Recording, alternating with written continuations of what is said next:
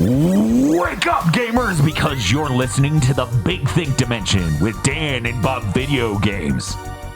Deltarune stream did so great last Friday. I've decided we're emo only forever.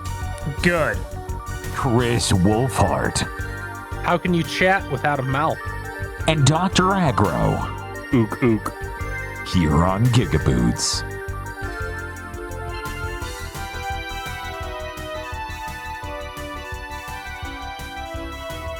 Oh, that's weird. The chat just went emo only.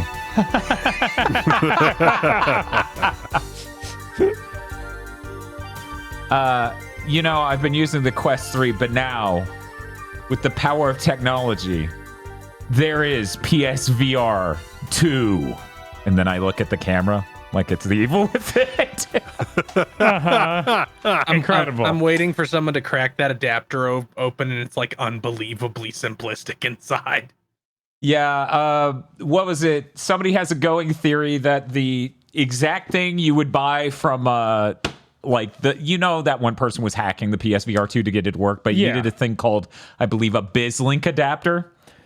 They're like, my conspiracy theory is that they bought out the company who owned the rights to that, and they're just reproducing those units. Because its function is identical. It literally is. Just take a DisplayPort in, take a USB in, spit out a USB Type-C that's quality. I think that's really funny. I do want to see someone crack this open and even just tell us what the hell's inside. Right. Like, it would be unbelievably funny if that was the case. It showed up an hour before podcast day started. This is so cruel. Yeah, we just won't know until next week. You won't know until next week or until my tweets about it not working. Whichever comes first. Yeah. I'm glad to be the canary in a coal mine. Yeah, how much was that? 60. Yeah. Like, think about it.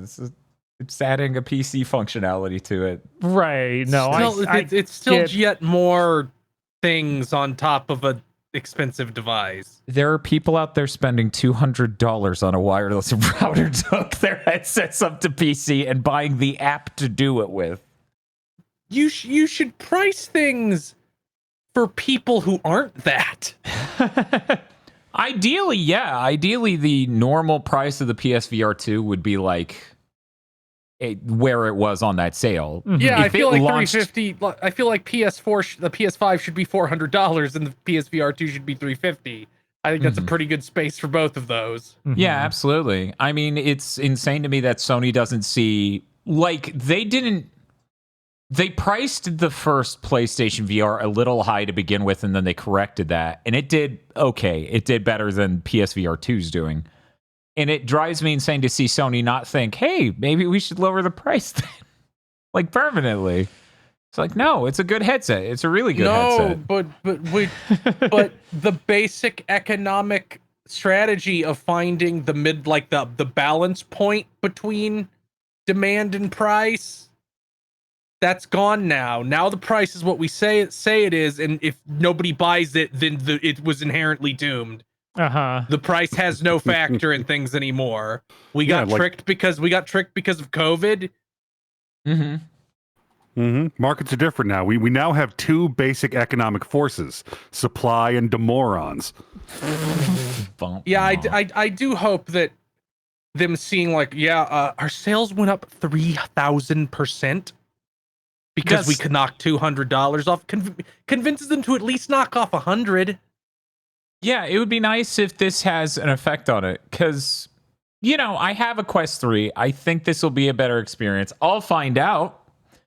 I am hearing from people they're having issues because for people who don't know, the adapter doesn't handle the Bluetooth. You need a Bluetooth dongle, which means you are engaging with PC Bluetooth, which anyone who knows. That it's perfect, right? Yeah. It's like everything else, like USB standards. By the way, we had a failed shoot because our USB cable was up to standard, but too long for our camera to send out the signal integrity in order to write to an SSD. Yeah, so now make that wireless. Of course, Bluetooth is beautiful and perfect. I figured that was the primary reason that all of the thumbnails I've been seeing reporting on this so far have either been, oh my god, my soul is finally released, or this is the most horrid piece of shit I've ever dealt with. Yeah, and apparently I ended up getting the TP link one that they listed as compatible. I don't know how that's gonna go. I know other people have been trying their Bluetooth integrated functionality in their motherboards because motherboards sometimes have the antenna out and you can hook up that thing. Right, like my laptop has Bluetooth built in. I'm gonna take a chance on that. I've heard even if you have internal Bluetooth, it might be worth it to get a better quality dongle. Mm-hmm. I saw a lot of people who were like, why didn't they integrate the Bluetooth into the headset? And I'm like, because they had this thing, check this out, it's called a console. Yeah, it was the PlayStation 5. It handles the Bluetooth, and it does it better than most PC setups ever will, because it has like an signal integrity. Yeah, so that would be why it's not integrated in the headset. Now, as for them not integrating it into the adapter, that would technically drive up the cost of the adapter and probably mean they now have to they probably then, not confirmed, just speculation, would have to make a driver for whatever Bluetooth functionality was in that, which is, it's already surprising Sony did this, right? This is like Sony kneeling to the market going, no, and them going, come on, damn it. I could not imagine a world where that had to integrate the Bluetooth for the controllers as well, and then they went through with it. I think they would just go, cancel it. Fuck that. I'm hoping this works. I hope this works. Here's what I optimistically foresee in my future, okay? Mm-hmm. I have to order a new Bluetooth dongle, even though I just ordered this one. Yeah, of course. And then it works, but is not flat out better in every way. But who knows? I'll remain super optimistic and be like, yeah, I'll probably just change to this because Bob, Chris Agro, this is not an exaggeration. I want you to guess how many times in VR chat last night my wireless connection on my Quest 3 for no reason whatsoever dropped out entirely. 7. More than 0. I'll guess 3. 8! More than zero is an unacceptable number on its own. Yes. Mm-hmm. Everything past that is academic. Now, this isn't the normal experience. I can't even link it to my wireless access point, because some of the times when this happened, I would look at my Quest 3's main menu and it would be like, yeah, I have the connection. So I would immediately close the app on the Quest side, reopen it, and it would instantly reconnect. Back when Microsoft was, we first found out that a Kinect was hardwired into the Xbox One, like you couldn't get rid of it On a software level, yeah. Yeah, in the like the 6 months before they gave up on that shit. I made this statement to people, like, we're getting too many reports of it not registering your voice command properly or doing something wrong, and that's poison forever. When something like that fails, I better not be able to remember the last time it failed, or I'm ceasing to use your thing forever. And that's the way most people are. They don't want something that works 80%, even 90%, even 95% of the time, but it's neat. Right, because like think about it this way, right? How much worse would you feel about your car if you failed you 10% of the time, right? Oh, I have a 1 in 10 chance of making it to where I'm going. It's like it's the same reason that AI driven, like, that self-driving cars are never ever going to be used ever. Right. Because it's like, well, not 99% of the time it doesn't kill you. And I'm like, well, that's not high enough. No. Right. And you can never get it from 99% to 99.99%. That last 0.99% is impossible, yet also the most important one. Yeah. Yeah, that I've had piece of shit cars my whole life. I know how that affects how you view a car. Like, this most recent car is the only car I've ever gotten into and actually had the certainty I would make it to where I was going. Every other time I'm like, yep, I better have contingency plans in mind for when I break down on the side of the road. Yeah, no, people don't want to deal with that, especially when it's something they don't have to deal with, you know? Like, I don't have to play games on whatever platform. So, yeah, the hope is since this will be a hardwired cable, it'll be a lot more stable and the signaling quality, because it doesn't need to encode and decode and whatever, will make it a much better experience in general.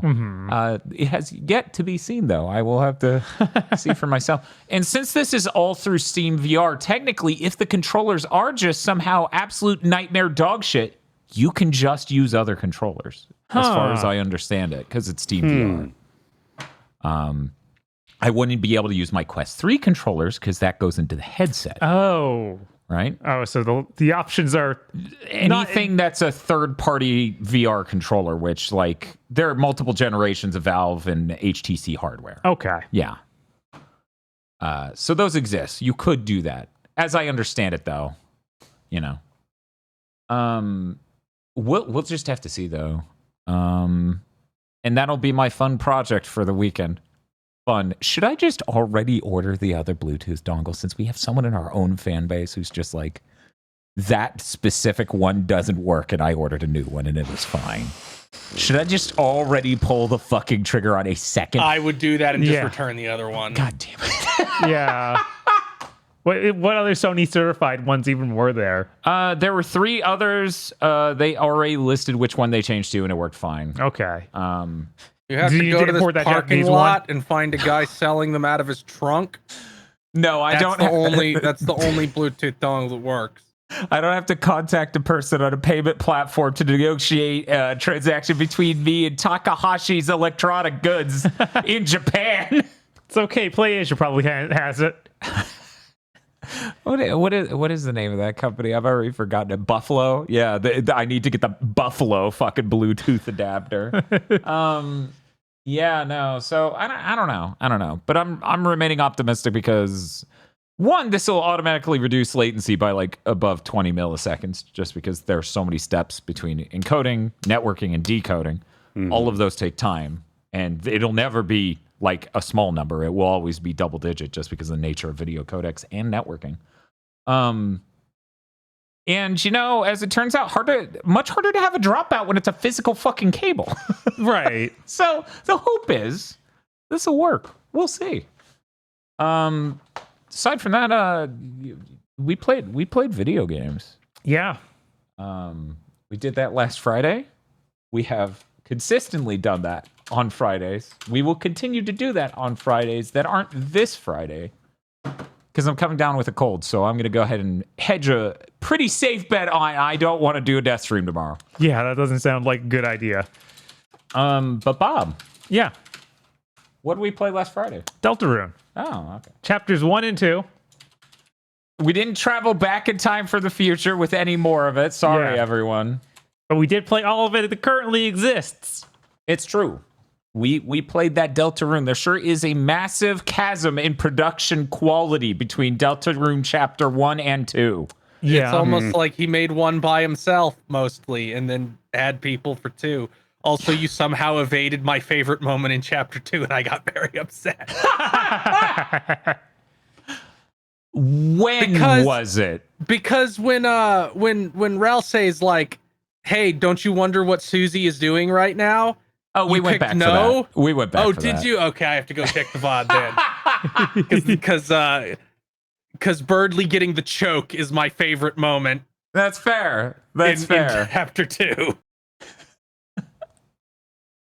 Yeah, Deltarune's really good. Part of me, when I beat it, was like, I kind of wish I did what I did with the Avery build films and waited, but holy God.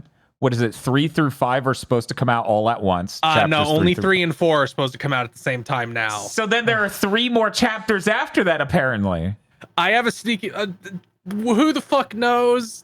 It's in the fucking file menu, so it's pretty committed to at least 3 years ago when Chapter 2 came out. Uh-huh. But I agree with you. I agree with you that maybe that number changes. I'm just like, yeah, definitely. I would have just waited.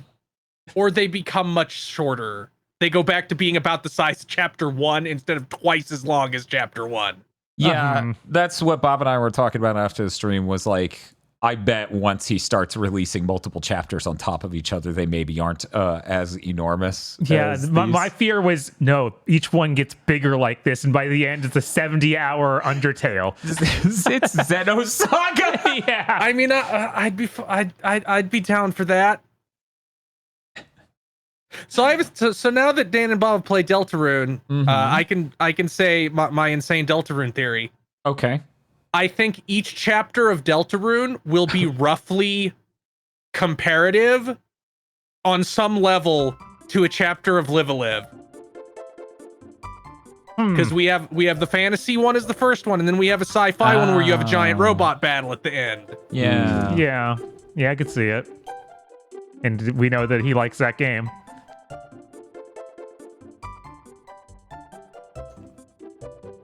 I'm trying not to be an asshole and say the punch out shit in chapter 2 is better than any time Platinum ever did it.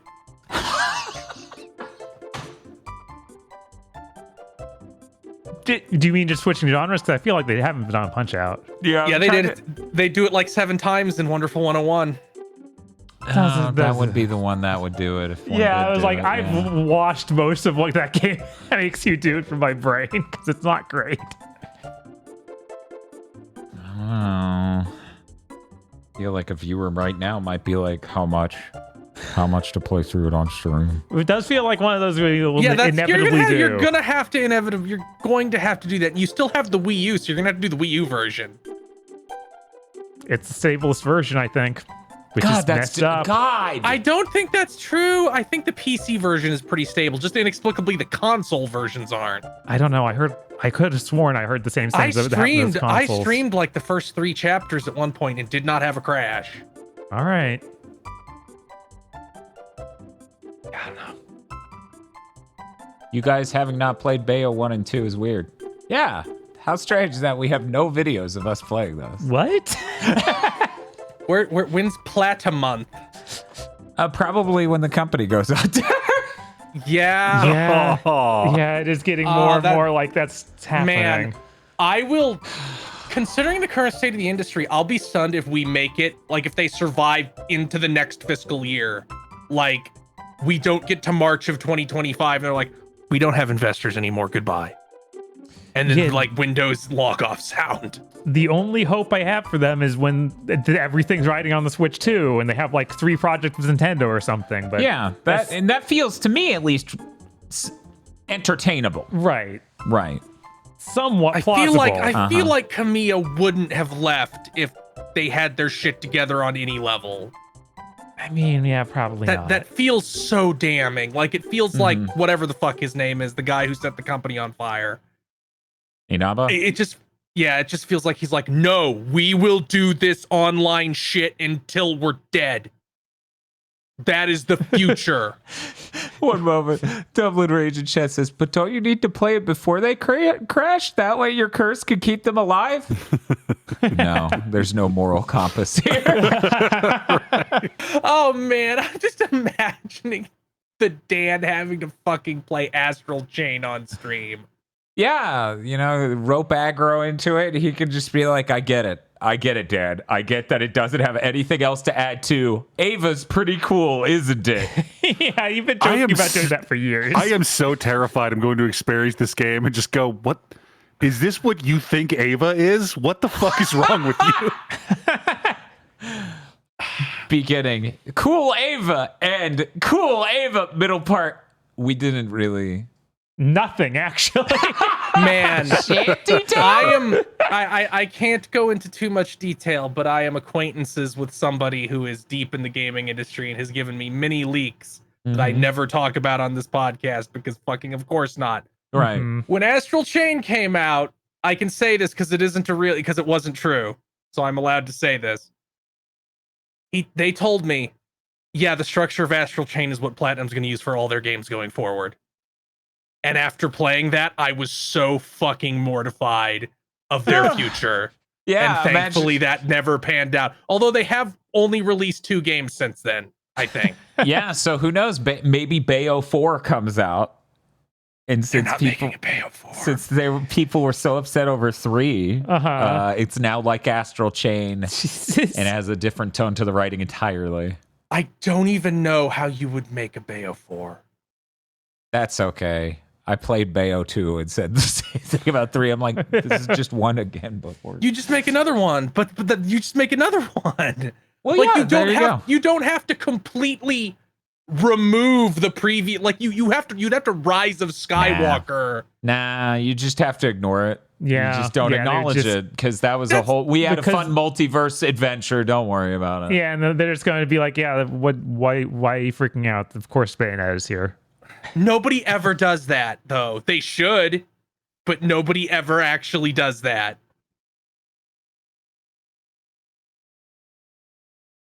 I'm trying to think of like, has the MCU had to remotely approach that yet? And I'm like, no, I think we're so deep in the multiverse thing still. That no, in fact, like James Gunn constantly bitches that he had to put all this in-game shit into Guardians 3 because they fucked with all his characters. See, that's funny as shit because I didn't watch Guardians 3. To me, it's really funny to be like, we had to fucking shove all the stupid bullshit in my movie. Oh, so they did have to go, Kang the Conqueror doesn't exist, but I'm willing to bet they will consciously address that at some point. Like they will have Robert Downey Doom just pull out his spine or something. Right, yeah, something like that's probably going to be... You don't see his face, you see like over his shoulder. Right.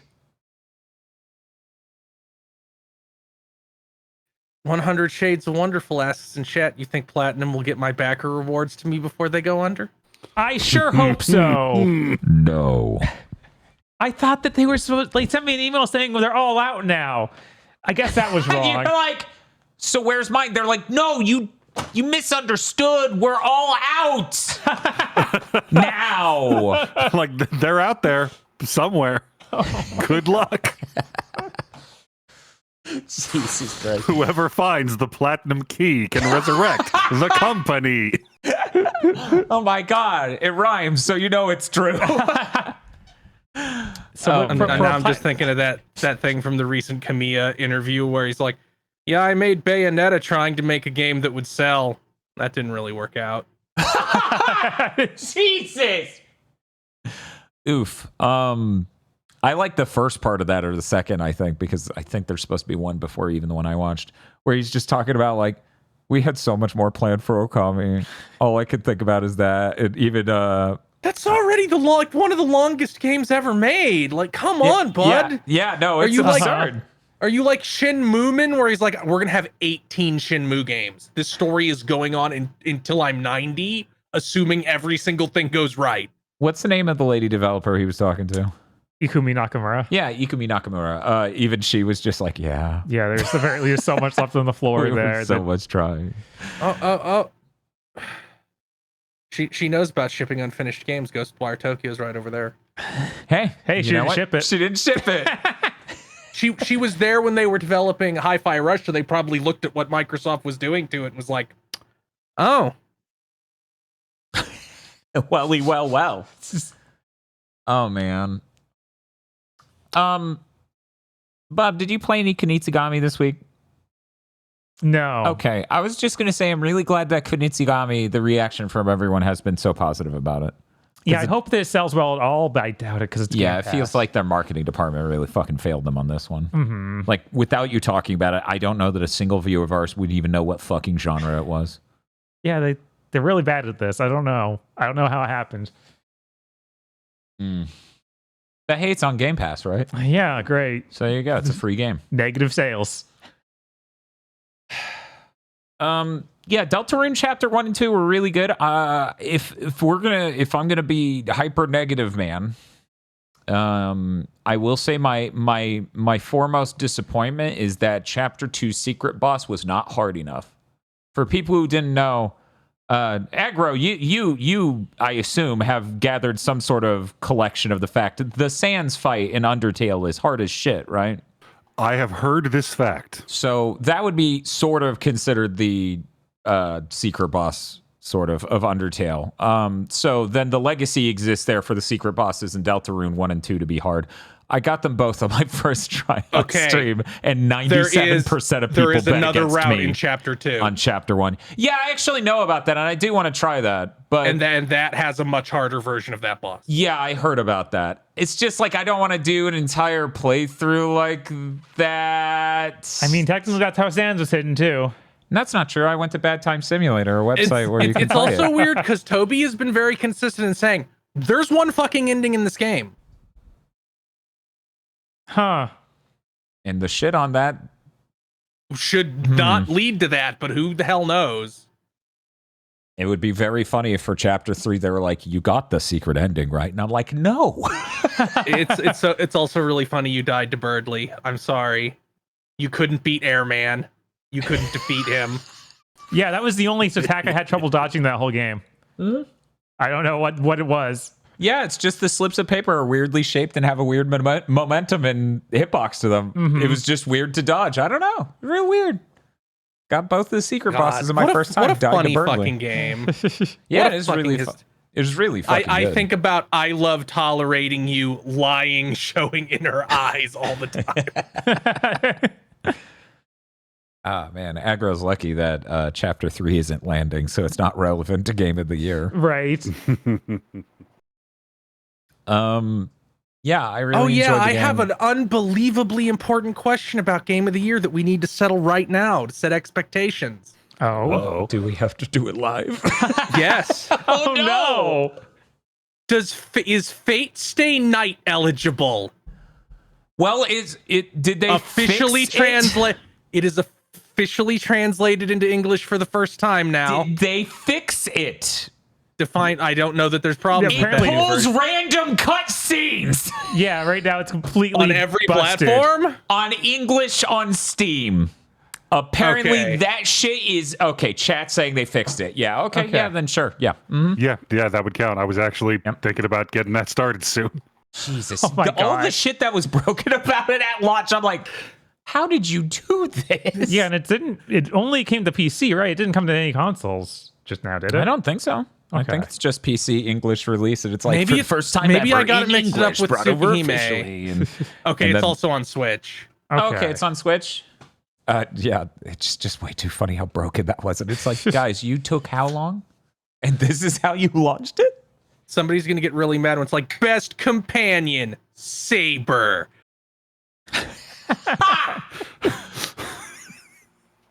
And you just put up like the 25-year-old sprite from the visual novel.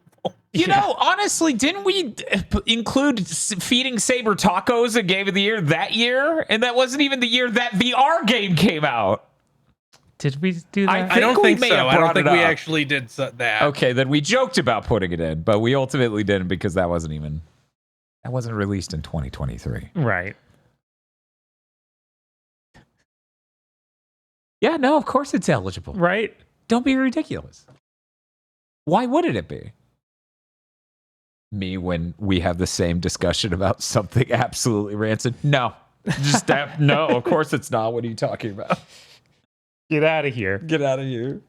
Oh, so well, Dan, but we've set so many precedents. Why can't I bring the Night Dive remaster of PO'd? I mean, you can. I'll let you. I just Nobody's actually going to. My number one goal is to not get tricked into reading Umineko. That's out. They ain't ever putting that shit on console. You're safe. Thank God. I don't want Umineko Wizard. Gold ain't ever coming back. That was a Kickstarter to voice the game in English and put it on right. more platforms. And it went like they didn't actually start the crowdfunding campaign, and the last time anybody mentioned it was like 4 years ago. Jeez. Yeah, how long is Face Day Night? Is it another one of those that's like, yeah, No, it's this like is- 30. I think it's like 30. Yeah, it's only 30 hours. Okay. Depends on That's how well pretty- you can read. That's pretty short for a fucking visual novel. Does this have English voices? No. I was like, I assume not, but that'd Yeah. be neat. And Aniplex has the money. He's saying that Fate Stay Night is much longer than I said. No, you're supposed to trick Bob. Chat, what are you doing? It's okay. I'll either play through one route or not at all. What? How long to beat says 59 and a half hours. That's all. That's all. Is that like for one route, or is that an average? Or That I assume that gets you the main canonical ending. Or maybe all of them, I don't know. You can do other things while you're reading a visual novel. You can play another game. I did that many times while reading Umineko. You look over to it, you read a couple pages, and then you play a game for a little bit, and then you read some of it, and you play a game for a little bit. This feels like it would make it take longer, ultimately. Oh, yeah. I did do voices for all the characters on our... How long was that stream? 16 and a half hours? 18 hours? Something like that. Fucking Deltarune stream. And like people were like, Dan's gonna lose his voice. And I'm like, no, I'm good. You know what is frustrating about that though? Voicing 10 different characters, each with different voices, and then some of them like disappear for most of chapter 2, and then they come back and I go, fuck, what was his voice again?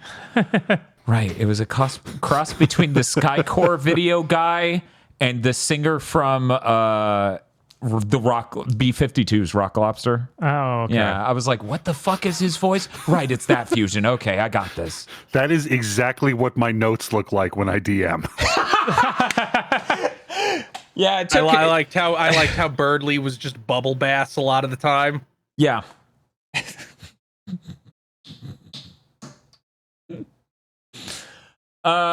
Yeah, doing that many voices is really hard to keep straight after a while. Mm-hmm.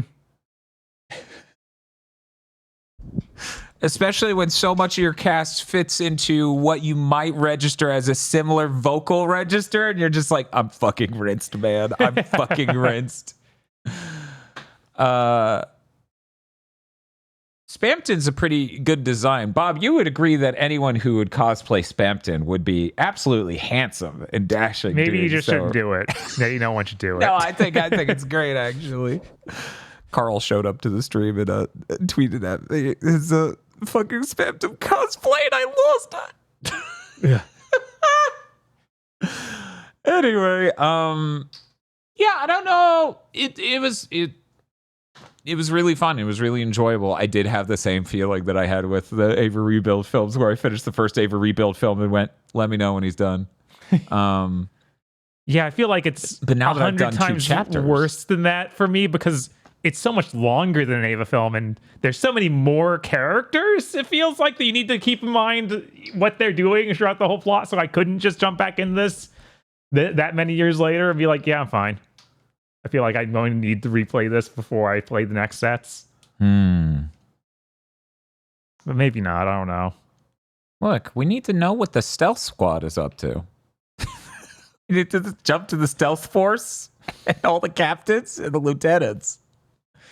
We need another captain's meeting. We need More another- media needs to have captain's meetings. How has Big Think not implemented a fucking layout to switch to that is a captain's meeting? Where like Yamamoto is between us. Yes. There's like just set up we're along the all table. arranged. We're all arranged behind like poorly cut out Captain Sayori's roughly where we would be. Like set up like VTubers so they're swinging from our necks. We got the lineup of everyone else like going to the background. Jesus. We weirdly specifically use the flashback thing where they explain the visors. Like we use that exact meeting. So that way there's some weird people in that room.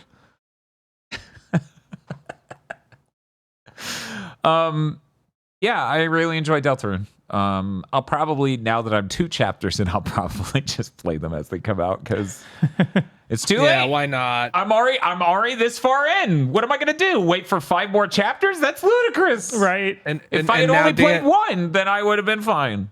And now Dan can feel my pain because Toby Fox is like, no merchandise of Lighteners. Really? Anybody else is fine, but you cannot make no merchandise of Lighteners. Of Chris or Susie or Noel. Weird. It is strange. Those are like the main characters. It is. I don't understand the logic of it. You will regret your words and deeds. Yeah, with chapter I'm 7. actually worried it is some shit like that. But Ralsei still on the table. Yeah. In fact, I think they've made like Ralsei figures and shit already. Cool. Okay. My favorite like Deltarune development thing is one of the people who worked on it, I forget who, just posted like a Google Trends screen cap they took like a month before the game came out of Spamton 0 searches, and they're like, I was just appreciating something that will never exist again. I really like so Aggro, to give you some context for Spamton. Spamton is in this city that is full of really shitty salesmen, and all the salesmen are built out of the same sculpt. They're clearly made from the same mold. They're pointy in the same ways. They are shitty, shoving ads down your throat sort of dudes, right? Spamton is the 1/3 height version of them that's clearly corrupted in an internet virus. So his shitty fucking dialogue keeps broken into hyperlink blocked instead of what's supposed to be there, and all this other shit. I was really surprised he did not try and sell me an iPod Nano. I've been really enjoying seeing people post the internet gifs that are just a web page pop up that would be him, where it's just like a clearly giant gaudy button that says "claim your free thing now" in the corner. It's real good.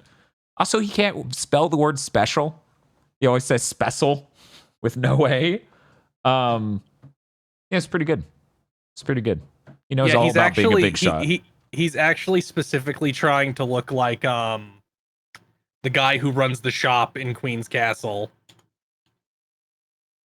The dude who looks like the Windows logo. Swatch. Oh, you mean Swatch? Yeah. I was gonna say it's supposed to look like the villains from Saw. Jigsaw? Yes. That's probably part of it. I'd be stunned if it wasn't somehow. I love this consistent thing where every time you go to reference Jigsaw, you always say the villain from Saw. And it's like if someone said that Jones guy from the movies with the whip. It's like it's borderline the title. Yeah, and I haven't seen them, so I don't know that. I know, but it happens so many times on content, someone can make a supercut. It's so funny. It's like they were on the Sand Planet, you know. Dune? Yeah, that one. Okay. Anyway, that's. Did you want to say anything else about it? Only other thing I can think of is after playing it in Undertale, it is like it's so hard to judge it because it's not done. And it also has that stop and go nature of being chapters and have like almost a reset point for the story where things have to stop and then restart again. Yeah. So I don't like it as much as Undertale yet, but I guess that could change. Yeah, I feel like the Ava rebuild film like analog is pretty fitting in that way because they begin and end. And the first one especially is constructed entirely out of episodes that already exist. So you get that feeling even in that. Yeah, I think my number one disappointment with it actually is that it still runs at 30 frames per second. There is no God. Yeah, I don't know what's up with that. How is that not like top priority? It's a fucking shmup. Like you're dodging bullets in a bullet hell pattern, and somehow this game's 30 frames per second in the year of our Lord 2024. I don't know how this keeps happening. Somebody was saying that I think it was for Chapter 1. If you full screen the game, it could actually run at 60, and then it would break shit. Well, that does tend to happen when you make a game that's normally at 30, run at 60. Yeah, the people who made Game Maker are criminals because for people who don't know, there actually was like a money gate where it's like, oh, you got to pay for the really nice version to get 60 whole frames a second. And then, but I don't even think Deltarune's on Game Maker anymore. I think I was more of explaining Undertale. Let me be clear on my stance here. If that was still a thing with Deltarune, then I would say change engines. But you know. Okay, people are saying it's still on Game Maker. That would be the only excuse. I could not move. I could not Chapter imagine 2 take way longer because they changed engines? I could not imagine moving off of that engine and still going, it needs to be 30. The ideal gamer frame rate. Oh, they wanted to change but didn't. They should have changed. Yeah. Yeah, at some point, you staff up and hire some actual, like, really, really nerdy engine people and be like, this is the game we're making, so you already know what it is. Now make the engine for it so we can make it again. But, you know, Chapter 1 was more of a Chapter 2 situation where they staffed up ahead of time. Yeah, now they Then might be in that weird boat where they have to make it so it links into the other chapters properly. Mm-hmm. I don't know if they can fix it anymore. They could take it down and put up a new version. Yeah, you they could literally redo just have everything. to remake Chapter 1 and 2 in order to make it one cohesive package. Passing the files between each other should be possible on most platforms. Most platforms have a way to do that. Where, like, you know, because a save file format isn't like a proprietary thing. no. It's easy enough to read it. Could you imagine, though, if Game Maker was like, that's our proprietary save file format. You've violated our trademarks and patents by reading our save file. What a fucking nightmare. But yeah. Oh, well. Anyway. Yeah, that's all I wanted to say. I'm excited for Chapter 3, but I'm not sitting on the edge of my seat because so many fucking good games are coming out. And now I'm hearing I have to play a 59-hour visual novel. Oh, boy. I talk. You know what? Somebody just check the text dump of that game. Control F, tacos. I need to know if there are tacos in Fate Stay Night. I need to know what Saber's opinions are on them before I go, and I don't want to spend 52 hours playing Fate Stay Night, and then she's like, actually, I hate tacos. And I'm like, I'm done! Forever! I just need to find out if the Saber and the lion outfit, something in Stay Night or something just made afterwards. And if it is, I guess I don't need to play Stay Night. If someone does, by the way, get that entire text document dumped, could you pass it to me so I can dump it into an AI and ask it to explain Fate lore to me? Oof. Just imagining NVIDIA's on fire as AI is like collapsing. It's just like, I don't see what this is perfect. AI is perfect for this. I can't summarize a fucking YouTube chat, but you can definitely get to a point where it's good enough to ship a product.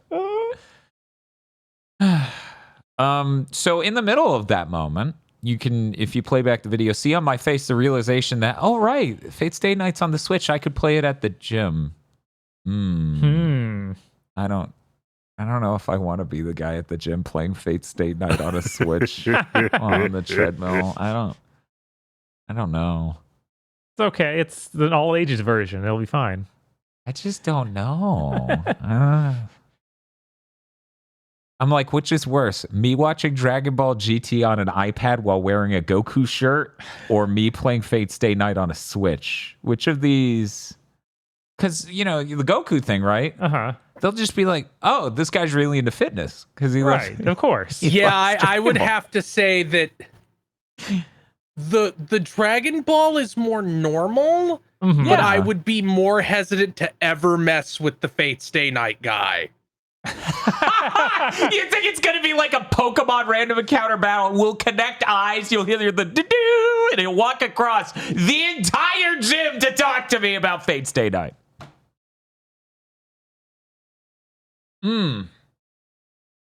Yeah, I would end it. I would end it if I was at the gym and someone was like, hey, I noticed you're playing Fate Stay Night. I'm like, yep, okay. I'm never coming here again. Goodbye. I just walk out and fast forward. Oh my God. Yeah, no, I'd have a panic attack.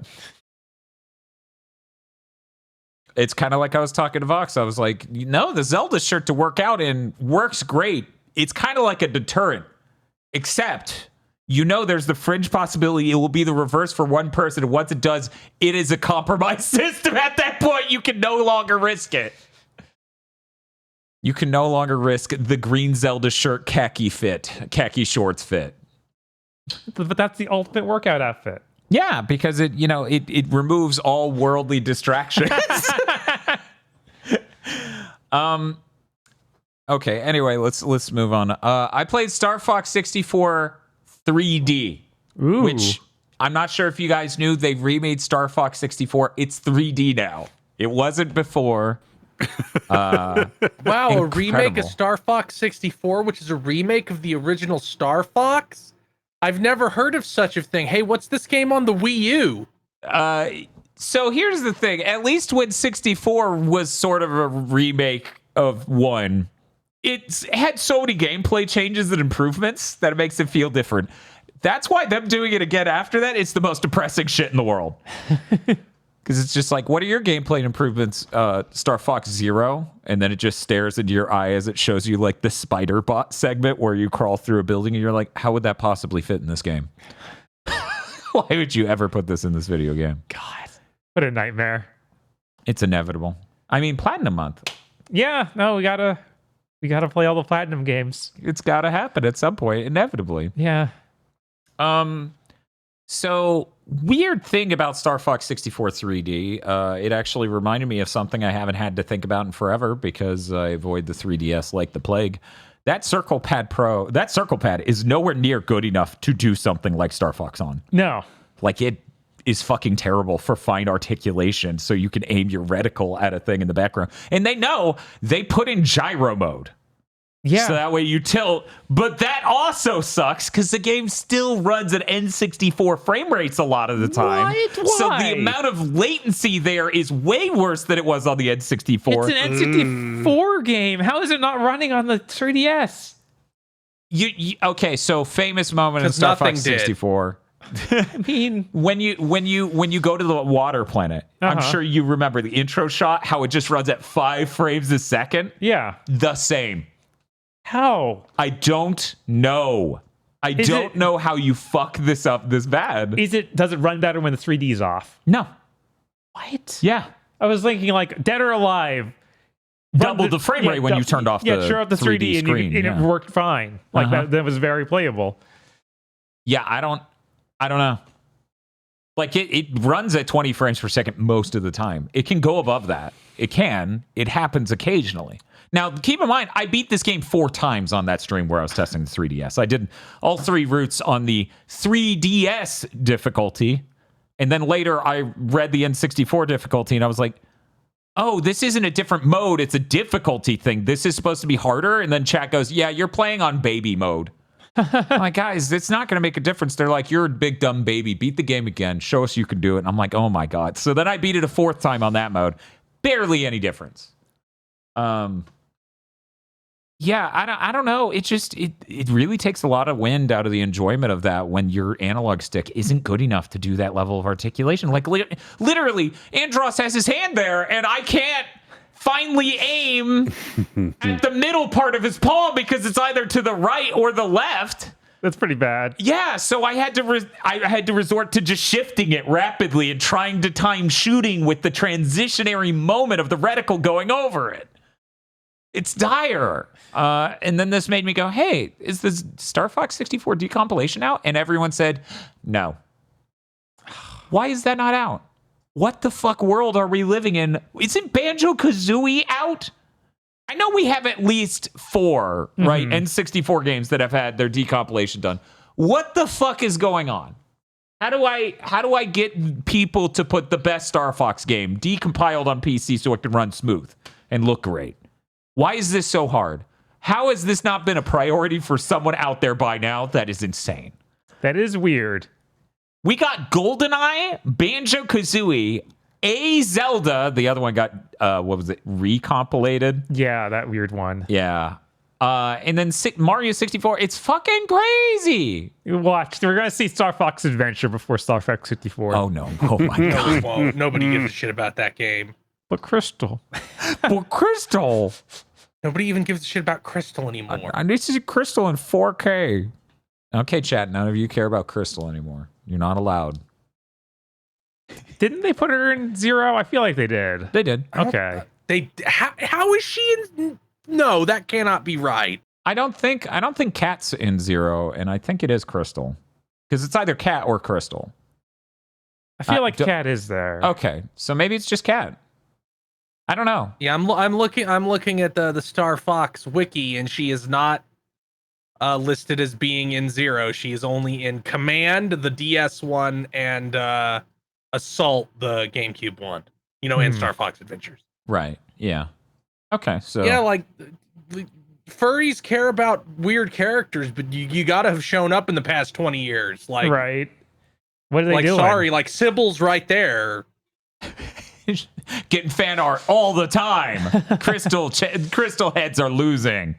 The king's sister in Tears of the Kingdom is right there. King's sister? The king of the rabbit goat people. Working on it. I'm trying to remember. her You sister. get a robot body for her. Do you not? Oh my god, that. Okay. Yeah, her. Her. She didn't. She only is in flashbacks pretty much for like when Oh, you yeah, actually yeah, see yeah. her. Furries ain't care. Yeah. No, they don't. I have now Yeah, Googled that's her not name. a thing. Thank They take you, what they chat. get and they run with it. Well, that image Yeah, and returned for and Toriel is right there. that image returned for Miniru on Google went great. I'm sure. Yeah, anyway, it was a real bummer to not be able to articulate the stick that well. It's kind of a neat remake, but it should just run amazingly better, in my opinion. Yeah, that should run like just Lux 60. Did they add new stuff at least? Was there something new to experience? The voice lines are fresh, which either results in you going, wow, that sounds great, or, oh man, the original take on that's way better. Huh. Yeah. That's weird. Yeah, it's a little weird. Aside from that, no, not really. You can see it in 3D. I mean, look, I'm not gonna cast shade. Like, you put Star Fox 64 in a portable, that's awesome, right? Right. Yeah, that was good enough. You look at the 3DS's launch light up. This is no Steel Diver. It wasn't a launch game though. It wasn't launch week, but I think it was like a month or two after launch. Let me look it up though. Yeah, I was like, I could have sworn that like I would have broken down and bought that because I was there at launch. You have the scars to prove it. Yeah, I broke down and bought that horrible Ridge Racer. Yeah, it was 4 months after launch. It was in July. It came out. Launch of the 3DS. It was the most dire launch we have ever experienced. Reminder: we spent 23 hours in line, 27 hours line for a PS3. It was still better than the series though. Okay, well, but. It was bad, and it was like, what am I even gonna buy here? But I could buy Bust to Move in a Ridge Racer. Yeah, whereas on the Xbox Series, I bought Assassin's Creed, and then it couldn't download the next gen version. Okay, for you guys, I accept that because you were cursed. But I feel like for most people, it's like, oh, all these old games work so much better now. Okay, one moment. In Japan, it came out in July. Okay. In America, it for some reason took 2 more months. So it was like 6 months later instead that would of probably a few. put it after Dead or Alive. So obviously it just wasn't worth it at that point. Yeah, because Dead or Price Alive. drop. It was real fucking close. It was before July. Yeah, I swear it was really either. fast. It may have been July, literally. Let me see. 3DS price drop 2011. Looks like it's let's August. See. Yeah, they did you know if everyone just looks at a thing and goes, this is dog shit, there's no way we're buying this? Companies will lower the price. That used to be the case, but not anymore. Now they can miss sales goals and be like, no, we don't have to fucking lower the price. Fuck that. Like, that's even getting Nintendo. Nintendo was like part of that horrible Japanese stock day was Nintendo being like, yeah, we didn't sell as many Switches as we wanted. No, we will never lower the price lower than $250. It'd be terrible if we took a loss on anything, no matter how small of a margin we lose. I think somebody crunched the numbers and is like, Nintendo is like 1 million Switches away from beating the PS2 in America. So expect Sony to suddenly announce that they were wrong all this time. They actually sold more PS2s than they previously reported, which has already happened once. But here's the thing. That was Jim Ryan, and he's out now. He doesn't get to posthumously be like, hey, what's up? You can trust me. I was wrong 14 months ago. It's even higher. No one else at Sony's deranged enough to do that interview, right? No. I can't wait for the asterisk where they count all of the launch PS3s that had an emotion engine in them. That would be pretty good. Jesus. That would be pretty good. That would be the funniest move. Anyways, hey, Star Fox 60 Sword 3D, it's good. I also played Retro Game Challenge just to make sure the DS would scale properly in the software. Retro Game Challenge, really good for anyone who doesn't know. That's Game Center CX's DS game. The first one came over, the second one didn't. Still a really fun time. It's just a collection of like retro style games that are made in the image of popular games from back then. So like little parody games, and you do challenges in each one in order to move on through the story and get past games.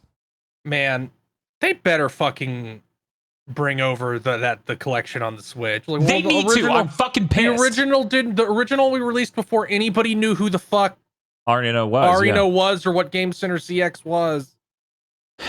It's gone now. Like we can't ever give anything a new shot. We have no idea what we're doing ever. Worth noting, in the DS version, do you know who voices Areno? I didn't think it'd be a voice.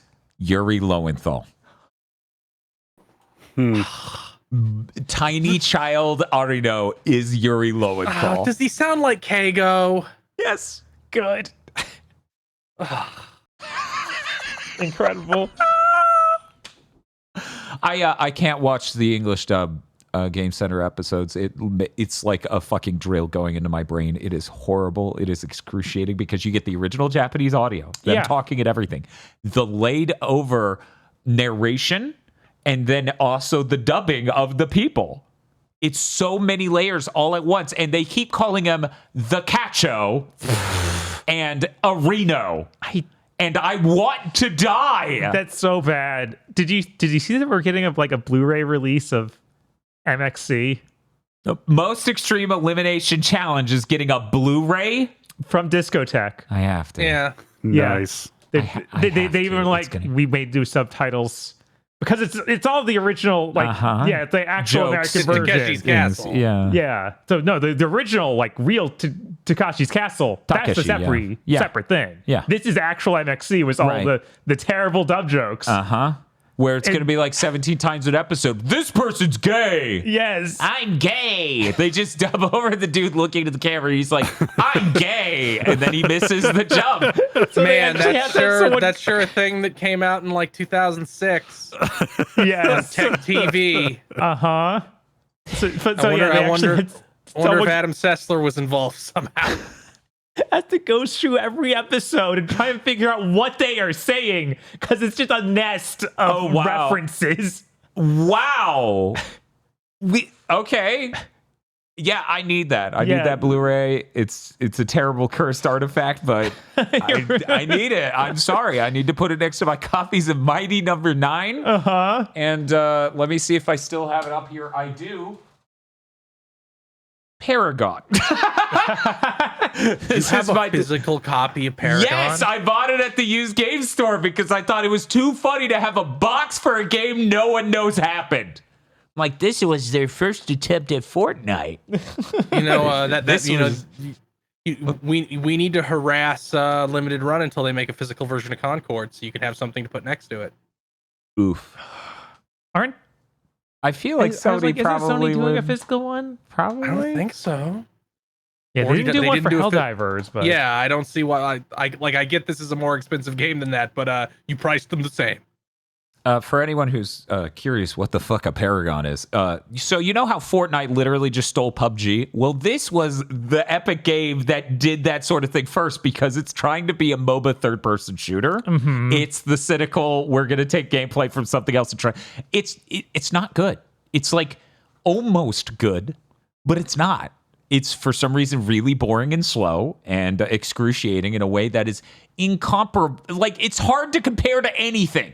Yeah, it feels like you're stuck shopping at a Kmart with your mom as a video game, and I don't know how to compare that to any other game in existence. Yeah, they bizarrely made this in-between genre mess. And it's not like Smite or Paladins or anything else that went and tried to do something like that.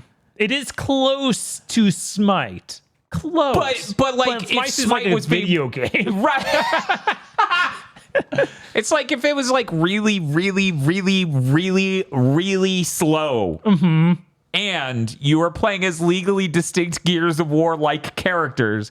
If Gears of War and Guardians of the Galaxy had a baby and it went horribly wrong, that's what the characters of this tend to look like.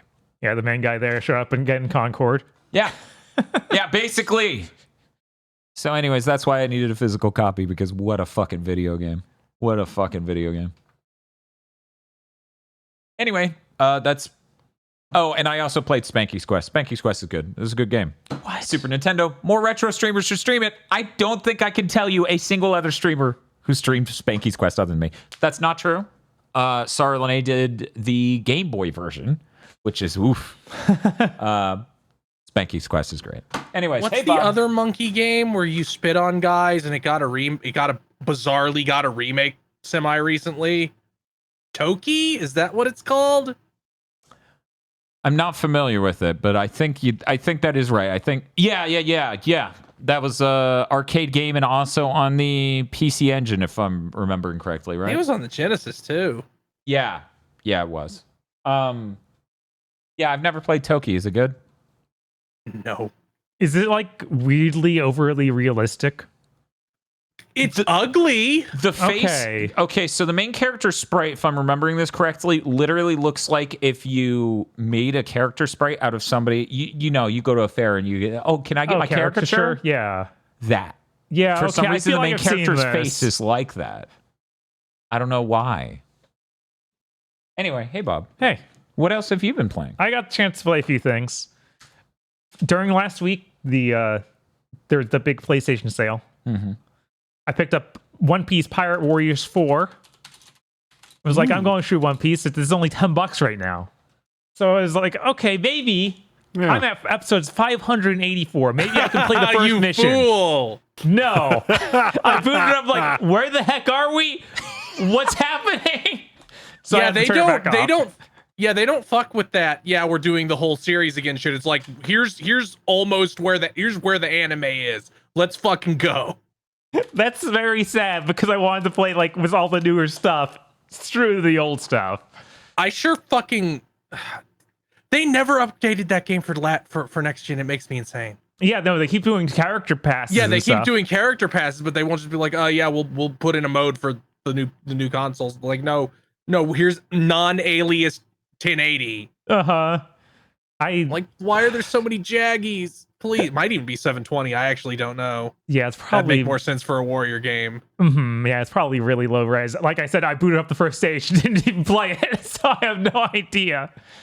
I almost bought all the DLC though, because that was also on sale. Like, you get everything for $30. I was like, what am I thinking? I'm not even doing any of those characters yet. What if I don't like any of them?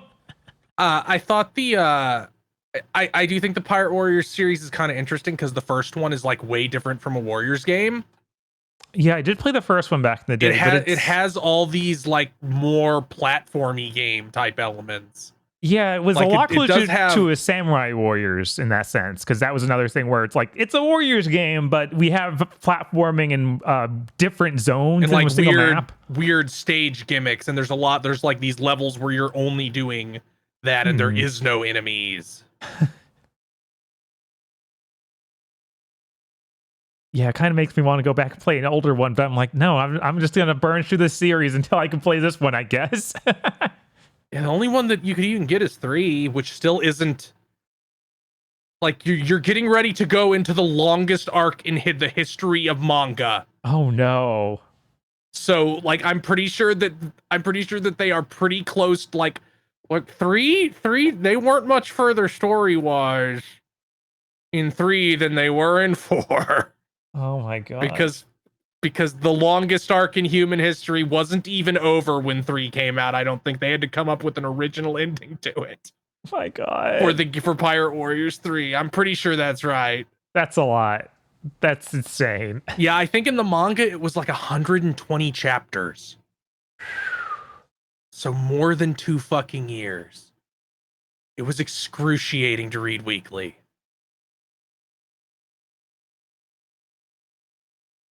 And I'm just like, how long were those arcs in Bleach? No arc is even close to that long in Bleach. Yeah, I figured not, because that manga isn't long enough for that. I think even like the final arc of Bleach, which I think is the longest one, is like, I think if you count like Aizen slicking his hair back until Aizen is resolved, it is maybe that many chapters, but that's multiple fucking arcs. I would not count that as one arc at all. It's like the people who are like, yeah, from the moment they landed on Namek, that was the Frieza arc. I'm like, no, not really. There's kind of stages and progress to that story. I guess if the broadest terms, you could do that. I feel like that's somewhat understandable because Frieza shows up pretty quick once they're on Namek. But you can't really do that for One Piece, which has such a established structure of they go to a new place and things happen. Like they're just in one place for a very long amount of time. All right, I guess we could move on from One Piece Pirate Warriors 4. I'm just real quick to know, chat saying that the third Warriors game begins when Zoro joins Luffy. So pretty near the beginning. Wow, yeah. So you can safely play that one. That's nice. Thank you, chat. Oh yeah, real quick. I also want to make sure I got this out. The 3DS capture card worked flawlessly. There was only one literal frame of problem. Huh. Wow. Just the bottom screen and the top screen for literally a frame was like the mildest bit fucked up. And then it was fine the entire rest of the time. Bob, this thing charges the 3DS, takes the video and audio all via USB, and I'm using the USB Type-C that I bought for the Quest 2. So it wasn't for nothing. All right, there we go. There you go. I'm pretty jazzed about this. This is great, except for the part where then you realize then we have to play Sonic Chronicles again. And this just goes straight to this PC. It doesn't have to go to like a laptop and that whole nonsense. Okay, thank God. And it's a pretty long cable. Like you would have to move closer, but not absurdly close. Like that's man. You don't even have to move closer. Right? Look at that. That's huge. That goes all the way to Bob. Here, I'm going to toss that to you, and then you need to carefully look at that. That's awesome. Holy shit. But yeah, you need to carefully plan for Sonic Chronicles and make sure you do a good game before and after it. Honestly, there was part of me that was like, I don't want it in Sonic Month. We're fucking doing it tomorrow. And then I got sick, so. I feel like not doing it in Sonic Month is a good move. I agree. Because, oh my God. I don't want to spend the whole month with a brain disease called BioWare Sonic Riding. I genuinely believe that is the worst Sonic game. I'm not even sure there's a contest. And then we get to spend the rest of the month being like, Tails Sky Patrol's not great, but it is so much better than Sonic's Chronicles. Yeah, you couldn't possibly give that franchise like more of a handicap. I mean, more of a handicap than by playing Sonic Chronicles first. Sure. You'd be like, oh, these Master System Sonic games are so fucking amazing compared to Sonic Chronicles. We're basically inventing the Chad eating at Domino's meme, or what was it, Little Caesars? This is like a delicious meal and only $5. That's gonna be us with every Master System fucking Sonic game, as we're just like, oh, delightful. There's a beginning and an end, and in between isn't just a torment of human suffering. Except I wouldn't even say that Sonic Chronicles is like the equivalent of like a Tony's pizza, the $2 ones where you get a whole pizza. It's closer to this story my friend told me about how he worked at Six Flags one summer, making pizza at the concession stand, and thought that each crust package had 2 crusts in it, but they actually only had 1 crust in it. The other thing he thought was a crust was a circle of cardboard that he was making into pizza and serving people, and he got in trouble real bad. That's the pizza that Sonic Chronicles is. God. You know, I took a trip to Niceville recently, so I actually have a really good frame of reference for what sort of pizza Sonic Chronicles might be. Oh my God. Because we filmed the Fazoli's review, so look forward to that. Those people sell pizza? It's a part of the combo. Yeah, I think you can get it as like a side. Yeah, you get a slice of pizza and a soda. This is I think to complete this routine, Dan, once that video goes up, word filter Fazoli's in the chat. Nobody's ever allowed to talk. You defeated them. It's even better because I'm intending to upload that video unlisted. Yeah. There you go. We're putting that on Twitter. We're announcing it on the Gigaboots Prime Patreon. We are never letting it go public. Just absolutely memory hole that shit. I'm never eating there again. That is, I believe, my third time eating Fazoli's. That ain't happening ever again for any reason ever. Do you hear me?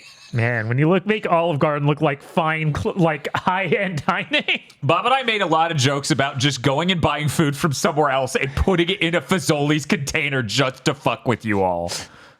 Like, oh, wow, this looks delicious. And it's like clearly like Carrabba's, which is not a fine Italian restaurant, but it is unbelievably stronger on the power level than fucking Fazoli's. And I'm like, what did you get, Bob? And he's like, I got Spam musubi.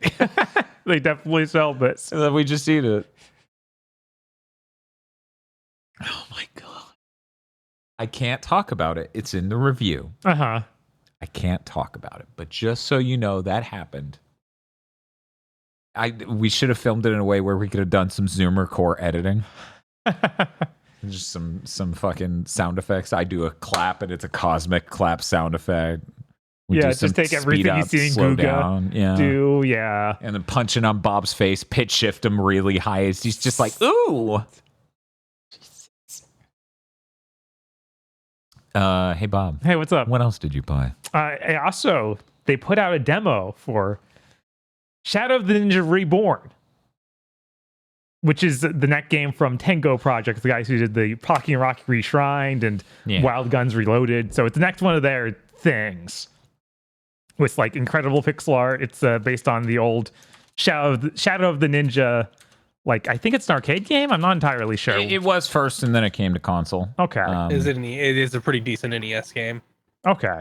Was that NES? Maybe I'm thinking of Ninja Warriors. Sorry. Yeah, Ninja Warriors is separate. Sorry. Like that, they already did that one. That was the Return of the Warriors. I sure hope it's better than Pocky and Rocky Reshrined. So Shadow of the Ninja Reborn? Yes. Okay. That title is so generic. My brain went, no, you just put a placeholder in what he said. Yeah. No, I think in the Japanese version it's called like Kage Shadow of the Ninja Reborn, which Shadow, whatever. Look, it's like Biohazard Resident Evil, except for the word biohazard does not translate to Resident Evil. Tenchu the Tenchu. Uh-huh. Wait. Yeah, that was one of them. That was Tenchu 3. I was like, yeah, that is one of them. One moment. Wrath of Heaven could mean anything. It could mean anything. Look, we're all trying to find the guy who titled this game, all right? Bob, how was it? It is pretty neat. The art is incredible. Like, looks really nice. It's a side-scrolling action platformer game with fairly short levels, just fighting shrewd dudes and getting a ton of different weapons. Like, there's constantly new weapons dropping, and they can be either like regular weapons, like a gun or a club, or sometimes like caltrops, and you leave those on the ground. And other times, just food you can eat that heals you, and you get a ninja energy drink. And then the standard weapons you have always are your main sword and a Kasurigama you can throw out, which are also both pretty powerful. You even get a power up for the sword where you do like big slash waves. It's pretty neat, but it feels weird. Like, it feels like the controls are sluggish, and I'm not sure if it's that there's input delay or that they intentionally like have more animation to make it harder to do things. And it feels like it's that second one a lot of times, like turning around. Like, there's extra frames you're seeing your character turn, and then you literally can't do anything but turn during those frames. Yeah. Same with ducking and a few other things that just make it feel weird to control. You also lose, like, when you do a jump, you have to stop for a second and then jump, and then you lose all your momentum. So when you jump, your character stops moving entirely, and then it plays the crouch animation and then like a jump animation. That kind of thing. Yeah, I've played plenty of games that do that. There are also mechanics so you can like grab onto the ceilings and ropes and stuff. That it'll auto do that and you can't use your weapons and stuff from the rope. You can only do a little kick. So that becomes very annoying when you're trying to fight guys that are like, oh, there's a ceiling right above you. So if you try and jump over something, you'll attack to that, and then you'll be like doing a kick. It's kind of like starting a fight on the monkey bars in the playground. Yes. It's like, okay, we got to figure out how to kick hard enough. But other than that, it's really cool. The art's incredible. But yeah, I wish it felt a little better. But it doesn't seem like that's what they were going for. Yeah, I still like it a lot more than Pocky and Rocky Reshrined, though. Wow! Holy shit! What was the problem with Reshrined? Because there are members of chat who are curious. It felt like there wasn't a way to lock yourself in so you could shoot and move in different directions, which felt pretty miserable. Yeah, I always want that, like Legend of the Valkyrie. So there was a 3DS Legend of the Valkyrie game. Same deal. There's no like button to lock you aiming up and to the right, and then you move, or lock you down and then you move or aim. Always want those. Always want those buttons. And it always felt like that also had. I think that was just straight up massive input lag. Like, it just felt really bad to play. And pretty unfair a lot of time because of it.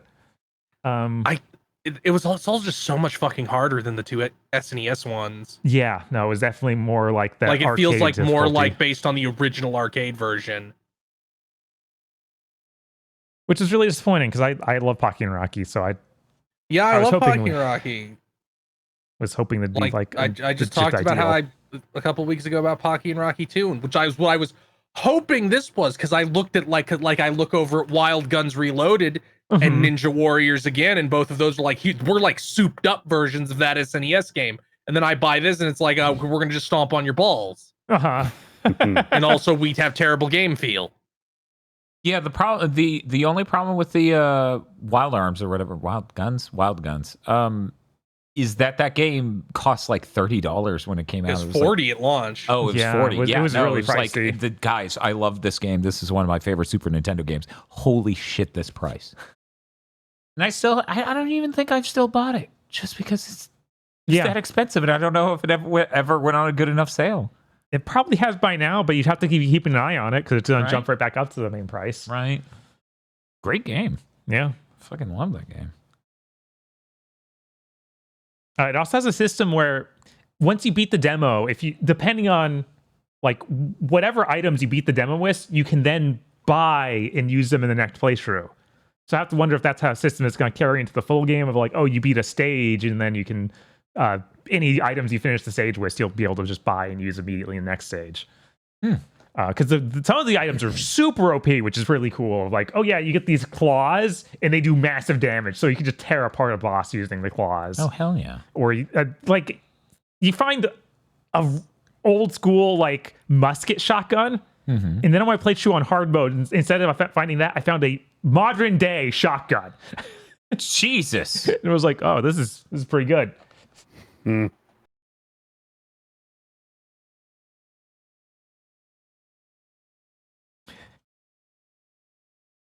Oh right. Also, this demo is only on the Switch, so having to deal with the Pro Controller's down button.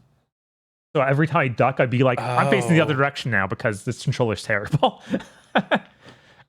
I should have used Joy-Cons. I should have just switched to the Joy-Cons. I should have just switched to the Joy-Cons. The Joy-Cons are way better. I will take buttons as a D-pad input before I want to use the D-pad on the Switch Pro controller. I found that out with Puyo Puyo Tetris. Yeah, it was so amplified here because, like I said, when you turn around, there's actually an animation that has to play. So that just screws you. Nintendo, I get that you're resistant to do this. You need to make another fucking Pro controller for the Switch too. Yeah, absolutely. From the ground up. Yep. It should be 100%. Literally nothing like the current one. What? Not design-wise, not button-wise, nothing. Hear me out. Okay, what if it had another funny gamer reference printed onto the PCB?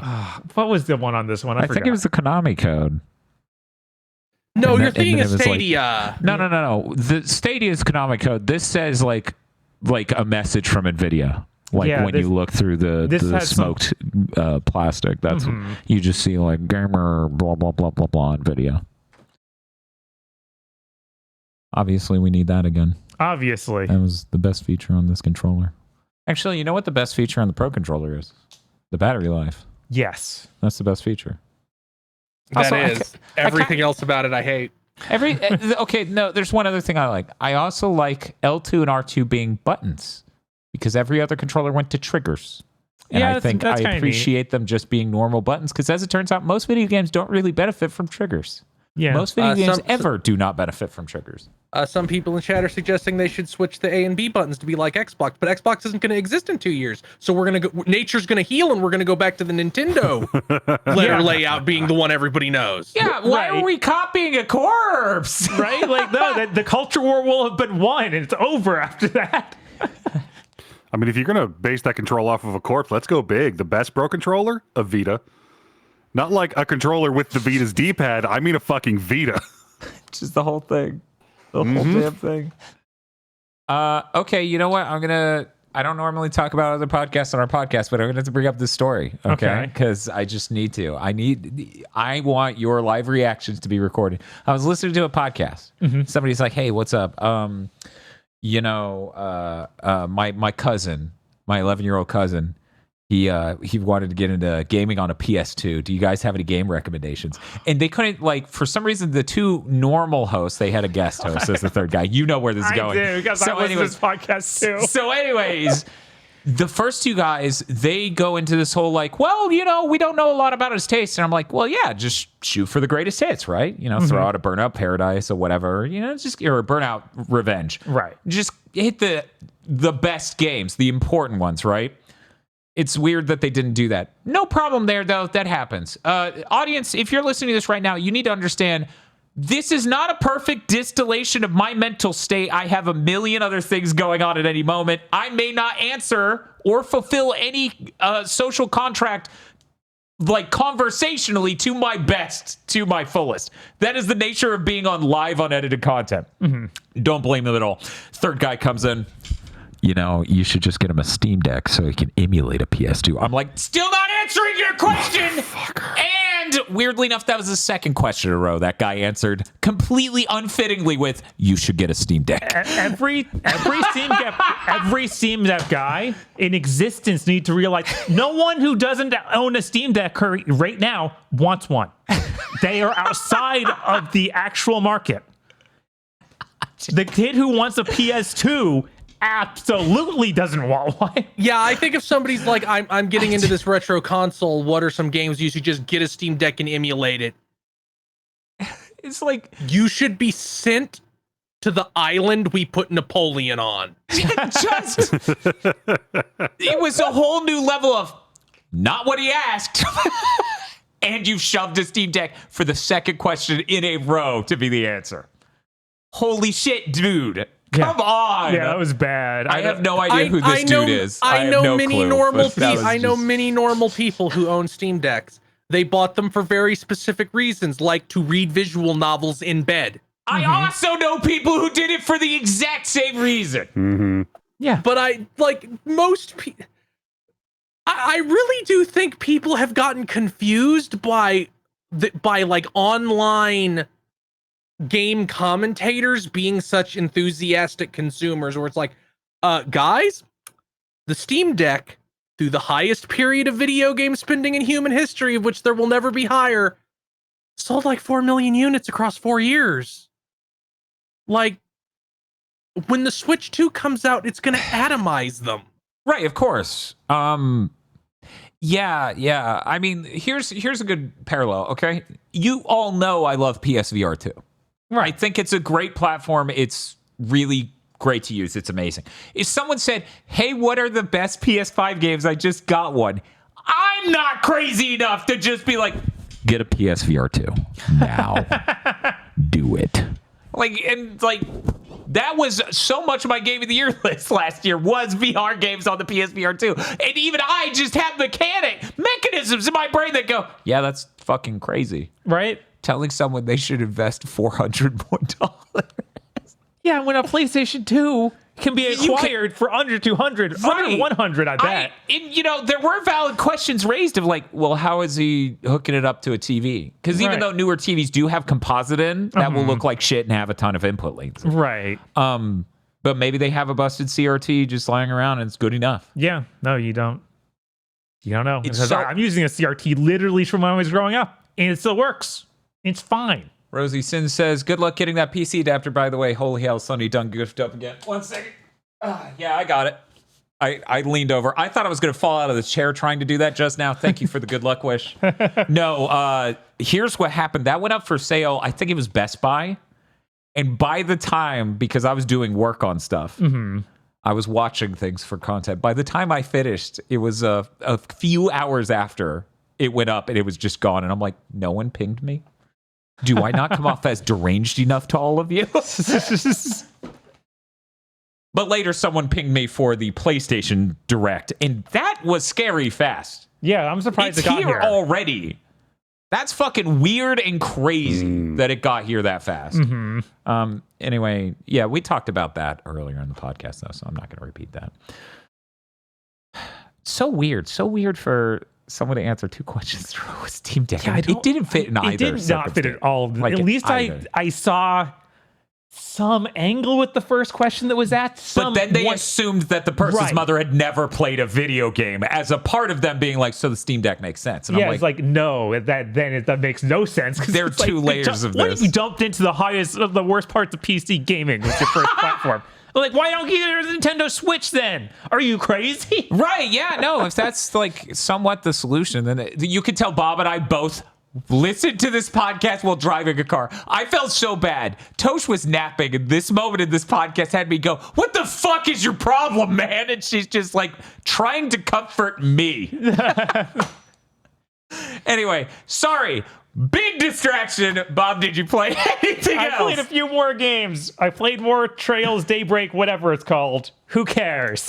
Dawn Trails of the through trailing... Daybreak. You got the 2 important words. Right, there's too many words. Really doesn't need that many, for being brutally honest. It's honestly like a light novel title right now. Especially since that's only the subtitle. Because the main series title is The Legend of Heroes. Right.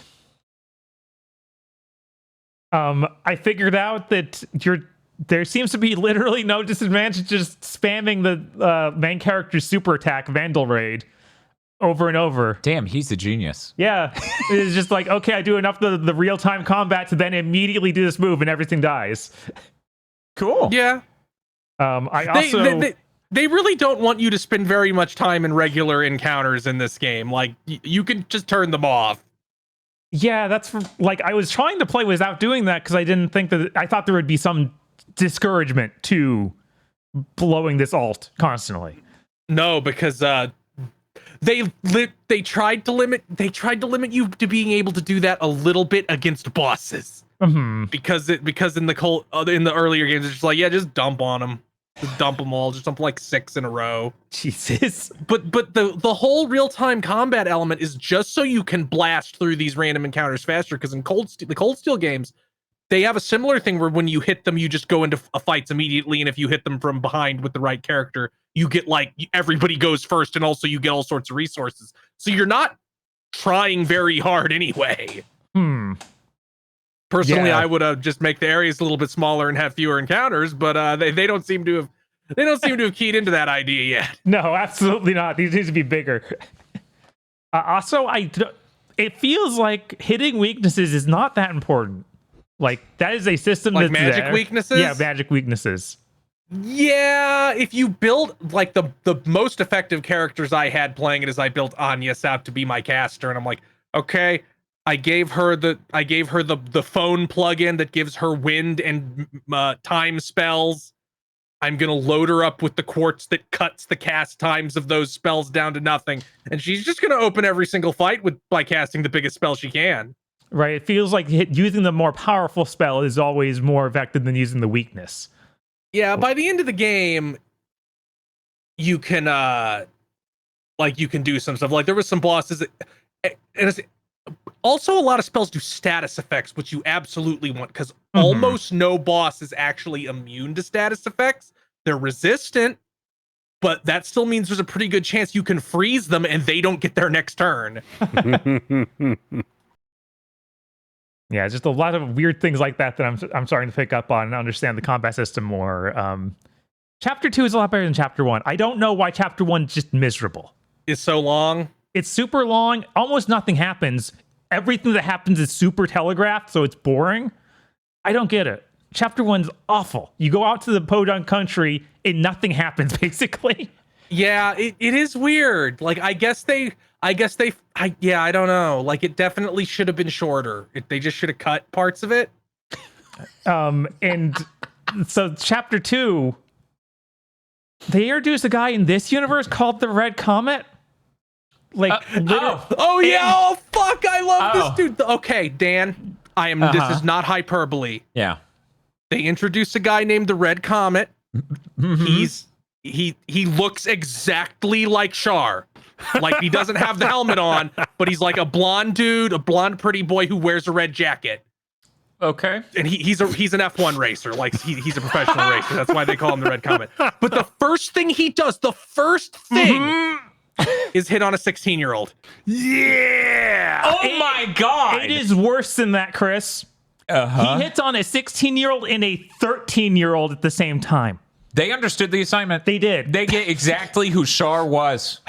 Which is really funny because when Bob and I watched Char, or like got the original Gundam, and kept bringing up, this dude is just straight up a groomer. Some people are like, what? No? And we're like, did you not watch anything? which is somehow not the funniest thing about characters hitting on teenagers in that game. That would be the cop character who keeps hassling the protagonist, and the protagonist's response is just to insinuate he's a pedophile every single time. It's a system that works. I don't. Try it with your local law enforcement today. Do not do that. No. So yeah, that's going well. Cool. Honestly, after when I was like, I might drop this game. Yeah, so what was it? Someone in chat was just like, sounds like a Trails game. When you describe Chapter 1, I'm like, Jesus! No! Come on now! No. That has to be a joke. Chapter 1 is... First of all, this game is weird because you don't even get a full party until Chapter 2. Mm-hmm. Oh. Because you can... In fucking Trails of Cold Steel, they give you 18 characters out the gate. So, like, there's never a moment when you have less than more of a party. Mm. But they do tend to send you to, like, the more boring podunk town in the first chapter of the game. But that's all I really have to say about it. I will continue doing that, probably intermittently as more stuff comes out, because we're getting disturbingly close. Oh, it's getting bad. Yeah, Black Myth Wukong comes out, and then the demonic game. Yeah, and then I think we're in the Death March. And that Nintendo detective, the Famicom detective thing, is also on top of the shit. I'm like, aha. I didn't even play the fucking NES World Championship from 2 weeks ago. That came out 2 weeks ago. Yeah. God, when is Brothership? Brothership's in September, isn't it? I thought it was October, but maybe not. Because September has Zelda. It'd be crazy to launch both at the same time, right? Oh yeah, I think it does have Zelda. Yeah, September is Zelda. Zelda is September 26th or 7th or something. I watched that trailer just before we started the podcast. I can't quite remember. Yeah, and then like October is like, God, it's I think it's Brothership. I think Dragon Quest is there. I think Ys is in October. Yeah. Okay. Mario and Luigi isn't till November. If I don't beat Trails before Ys comes out, I'm sorry, it's over. I don't know if I can go back. I think you can. If you're in Chapter 2, the game doesn't have... This isn't something where it's like there's 8 chapters, there's 16 chapters. Oh, thank God. I thought this was going to be eternal. You thought it was going to have like 12 chapters? Yes. No, it does not. Each one's been like, yeah, I have 3 sections. Like, you have how many sections? Why? What are you doing? But I played a few other things. Okay. I've been enjoying pretending I don't have to worry about beating this game. So I played some more demos. Okay. I tried Woten. That's WOTEN DX Traveler's Dream. This is a neat side-scrolling pixel-based platformer where he plays this little dude with horns. Kind of looks like Ico guy. A little bit. And his whole moveset is ramming with the horns. You can ram in any direction. So if you ram upward, you get your horn stuck in the ceiling. You can't move. Okay. And you can break through walls. And it's all about... there aren't really enemies so much as there are just platforming types, like creatures that you bounce off of, but don't hurt you. And you collect fruit and diamonds. And it's a pretty neat game. A lot of little things to find around the environment, just hidden in walls. You have to break pretty much every wall open to find some new thing. You'll find stuff that's like descriptions of the creatures in the area or the fruit. And yeah, there's also, I found a secret area that's like, hey, this is going to be a crazy thing where you have to catch, you control two characters at once and you have to get them to touch each other. So using various mechanics like getting yourself stuck in the roof or running one of them against a wall is how you get near each other. It kind of, I feel like there was a Mario game that had this exact mechanic, and I can't remember what it was. I think you're right. But it's really neat. I definitely just given that demo a shot. I did not check out how much the full game is going to cost or when it comes out, but I definitely had some fun with it. That was Wotan DX Traveler's Dream. And the last demo I tried was Inazuma 11, the PS5 version. Are you serious? Oh, I keep forgetting to try that. Yeah. No, I also forgot it happened a few times. But I finally picked it up this week. Wow. I played the story mode first. This is a full RPG. I didn't play soccer in it. Didn't play soccer once. What do you... Yeah. What? It is a turn-based RPG, JRPG. Oh, yeah, I have seen gameplay of this. Yeah, you're right. Yeah, you're choosing, like, tactics. Right, you, it's rock, paper, scissors for the combat, but then it's not actually typical fighting. Like, your character, say he's approached by some club that wants him to join the club. Mm-hmm. So he has moves based on ignoring them. Like, oh, do a hair flick to, or... I didn't know this. Maybe I have to check this out. It's really interesting, and almost every battle has a different set of actions you do that are associated with rock, paper, scissors that are more appropriate for the situation you are in. Like one of them, he's approached by NPCs, and literally his ultimate move becomes like, at least I won't fade into the background. He yells at them, and they die. Jesus! Is really interesting, and also there's very large areas to go around. Like, seems like they've modeled this entire like school and town around the school. So you'll have missions that take you all around the school yard and then out into the main town. You can just see a good significant amount of stuff. Like, this is a full, like, real complete looking game, which I did not really expect from level 5 maybe ever again. Yeah, that's fair. Hurry up and delay Deca Policing, and that shit ain't coming out this year. It better not. Yeah, no, it's not. This just isn't. It better not. Yeah, unless there's like another Nintendo Direct and they're like, it's in 2 weeks. We don't want this game to sell any copies. Chat is still on the Char tangent, and now we have the phrase, Camille, have I ever told you about the financier Epstein in chat? And I'm like, this is horrible. You're all out of control. No more of this. Oh my god. Just Char on the jet. I'm being wicked, Amuro. No! No! Oh, He had to stop wearing the mask because there was too many pictures of him hanging out with Jeffrey Epstein wearing it. He's like, have you ever heard of Char Aznable? Yeah, isn't that the guy who was associated with, oh, gotta go. I just, bye. So you recommend people play the Inazuma demo? yeah, there's lots of interesting things. That's really cool. You're basically playing as the main character who has joined a new school where the soccer program doesn't exist. He's going there because he has some history with soccer and he doesn't want to think about it anymore. So he's like, well, this place doesn't have a soccer program. So I'm safe. So he's safe. And he's clearly, in some ways, losing his mind because he sees phantom soccer balls on the ground that you kick, and then that gets you an item. And eventually your party members start acknowledging that he does this, and you're like, yeah, just get used to it. It's something he does. They played Like a Dragon. 7? Probably. And they're like, oh, this is great. All RPG made characters should just be mentally ill. There's also... What's up? Did you know that this game was supposed to tie into the anime that came out in 2018? No.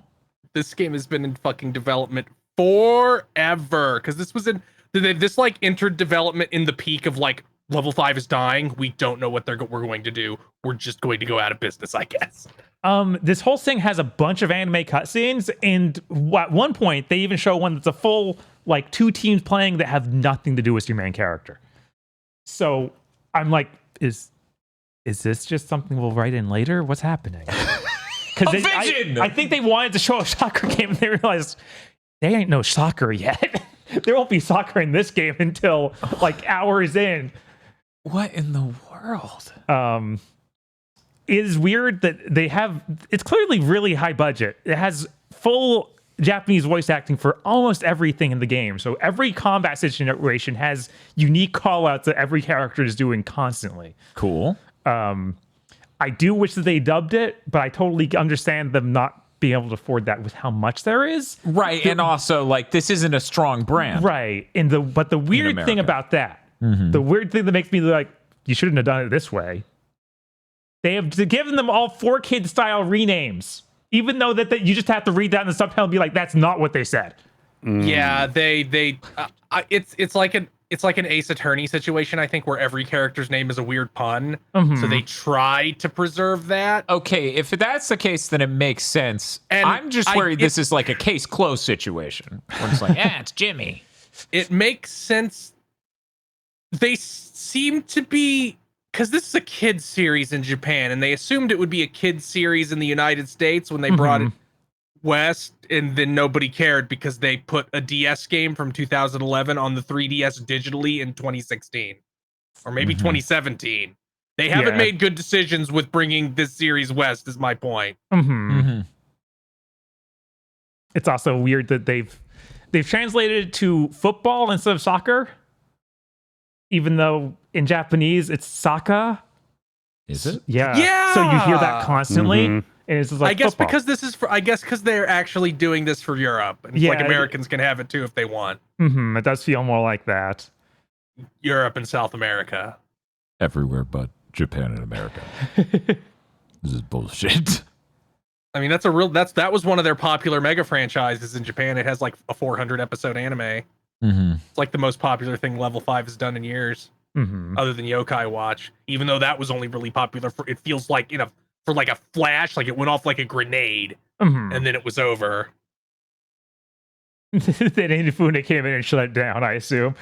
No, it seems like it just ran out of juice. Yeah, I know. I know the actual thing with that is, they released like 12 games in a row, and that wasn't a good idea. Okay, Inafune, here you go. You get to handle Fantasy Life, okay? So don't break it. He's like, okay, how's development going? I know you've only been here for 10 seconds. It's late. I'm going to be fucking pissed if he somehow fucks up Fantasy Life. You're not alone. I think people may be actually a completely fresh crop of people, too, will be even more pissed than they were at Mighty Number 9. That's like a really great... 3DS game, and I was always pissed that they were like, we'll do a weird mobile thing instead of a sequel. So do you think Fantasy Life is coming out by the end of the year? No. Because it was supposed to come out last year for right. people who don't. I think it has a date. I think it does. I think they announced it. Yeah, October 10th. All right. Maybe it will actually happen. They haven't shown it at all for so long, it feels like. They did when they announced that date. I think it was at the Nintendo thing in June. Okay. I'm looking at footage from February. All right. Yeah. Maybe we'll see about it, more about it on Gamescom. It feels like with Level 5, it really could just disappear again.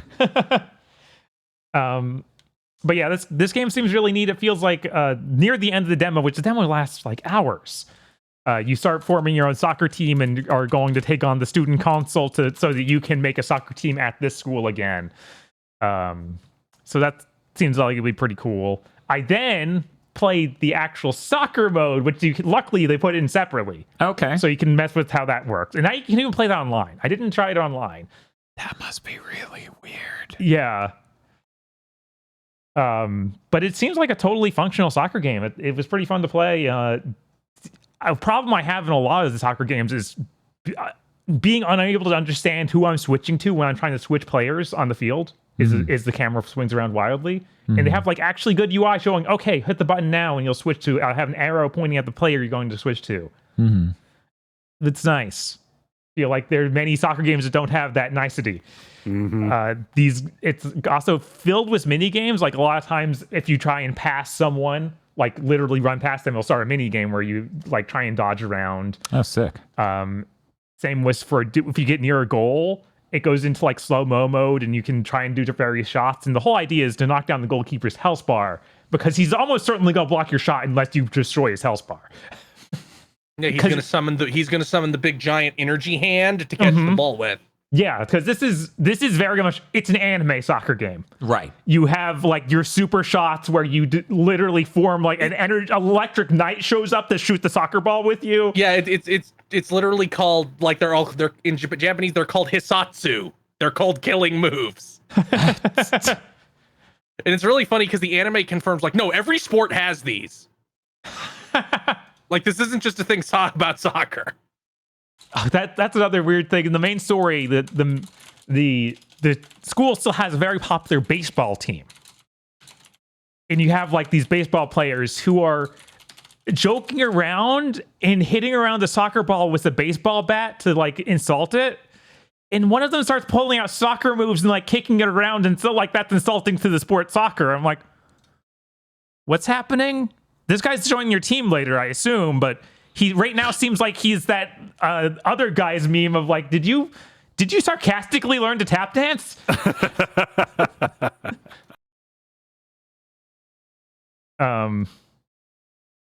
But that's pretty much all I got to say. This game seems really cool. I definitely give this demo a shot. Even if you don't care about soccer, you probably get something out of it. But that is everything I played. I have one last thing that I need to talk about that I did. Okay. I don't know why that opened. I told it to show me the folder it was in. I drank an energy drink called Beyond Raw. Lit. That is the name of this fucking thing. Oh my God. Now, based on the color of the can, you would agree that it should be coffee flavored, right? I can get that, yeah. Right. Except I'm assuming that's way too zoomed in fire. It is Jolly Rancher Blue Raspberry. It is, in fact, way too zoomed in fire. Okay. I just... It was by no means the worst energy drink I had.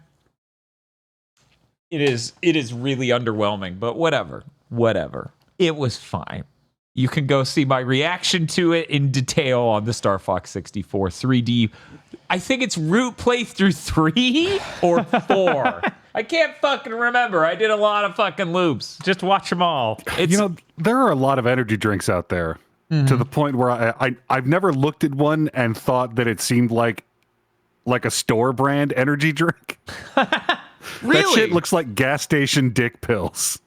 Yeah, we used to have more of those. Like back in the early era of Monster taking off, there used to be the knockoff Monster that was like, instead of being called Monster, it was called Beast. I feel like even just as a cursory background purveyor of these energy drinks, that a lot of them feel like, yeah, that's Kmart's energy drink. Like they look fake. Whenever Dan brings home a new energy drink, I'm like, you made that up. This isn't real. And I'm not even bringing home the ones that are the most. I mean, you brought home the Spirit Bomb one. Okay, that was true. Tosh did give me that from okay, it was Tosh. Store. Yeah, she got me the Goku energy drink. Those are actually in my house now because Oh, cool. Great. I'm sure they taste great. It's only been a couple of years. Yeah. Yeah, I'm sure they're delightful. Creature energy drink instead of Monster. Also, for anyone who's curious, that you're like, this energy drink lit Beyond Raw, real interesting. But does it have neurofactor? Do not worry, it has 100 milligrams of neurofactor. What? You tell me you're making that up. Not, I will pop up this image What the again. fuck is Neurofactor? And it? which episode of Standalone Complex is it from? Here we go. We'll just zoom in so that way you can see. 100 milligrams Neurofactor right there, baby. What Like, does that if you told me it just had Neurofactor, I'm like, oh, this is probably a made-up buzzword. The fact that there are 100 milligrams of Neurofactor makes me worried there's just a little bit of meth in that can. Just a little spinal fluid. Is it secretly gorilla mind? Are you going to turn red? Yeah, this had one of the funnier cans I've read through the categories of ingredients on the back. Because on the back, they break down what is Neurofactor. On the front, it just says 100 milligrams of Neurofactor. What the heck is Beta Alliance? Why are there no, 3 it's grams of it? beta-alanine. It's very important along with your L-citrulline. These are important. This is important. Think that was something. I should make more of a bit of picking up bad energy drinks. Yes. I think that's one of the funniest things Jeff Gerstmann does is drink hundreds of energy drinks and rank them all. Yeah, he is pretty unhinged for that. Is that Torreader or Staminan? No, this is like if those had a knockoff brand in Like a Dragon. If we had the knockoff of Torreader or Staminan. Man, Staminan always makes me think I should get another Thai Red Bull. It's been forever since I've had one. They come in the tiny, like, glass vials. Mm-hmm. It's cool. It's cool how different of an experience that is. Anyways, hey, Aggro, what have you been playing? Your boy has not really gotten to play a significant amount of anything this week. Oh, no. Yeah, it kind of sucked. I did get to play yesterday. I got to play a satisfying amount of SMT5, where I got into the groove. I got into the flow. I was doing a bit of grinding. I was doing a bit of summoning, and I didn't save for like 45 minutes. No. And then I got into an encounter, and I fucking one-shot me. No, it's on the right button. Just hit the button. I know. The easier it is to save, the more I forget to do it. No. Man. Oh my god. Yeah, that was a great time. God, yeah, it sounds like it. Yeah. So you're sure you were ecstatic. Like, Alexa, please play Comfortably Numb at max volume.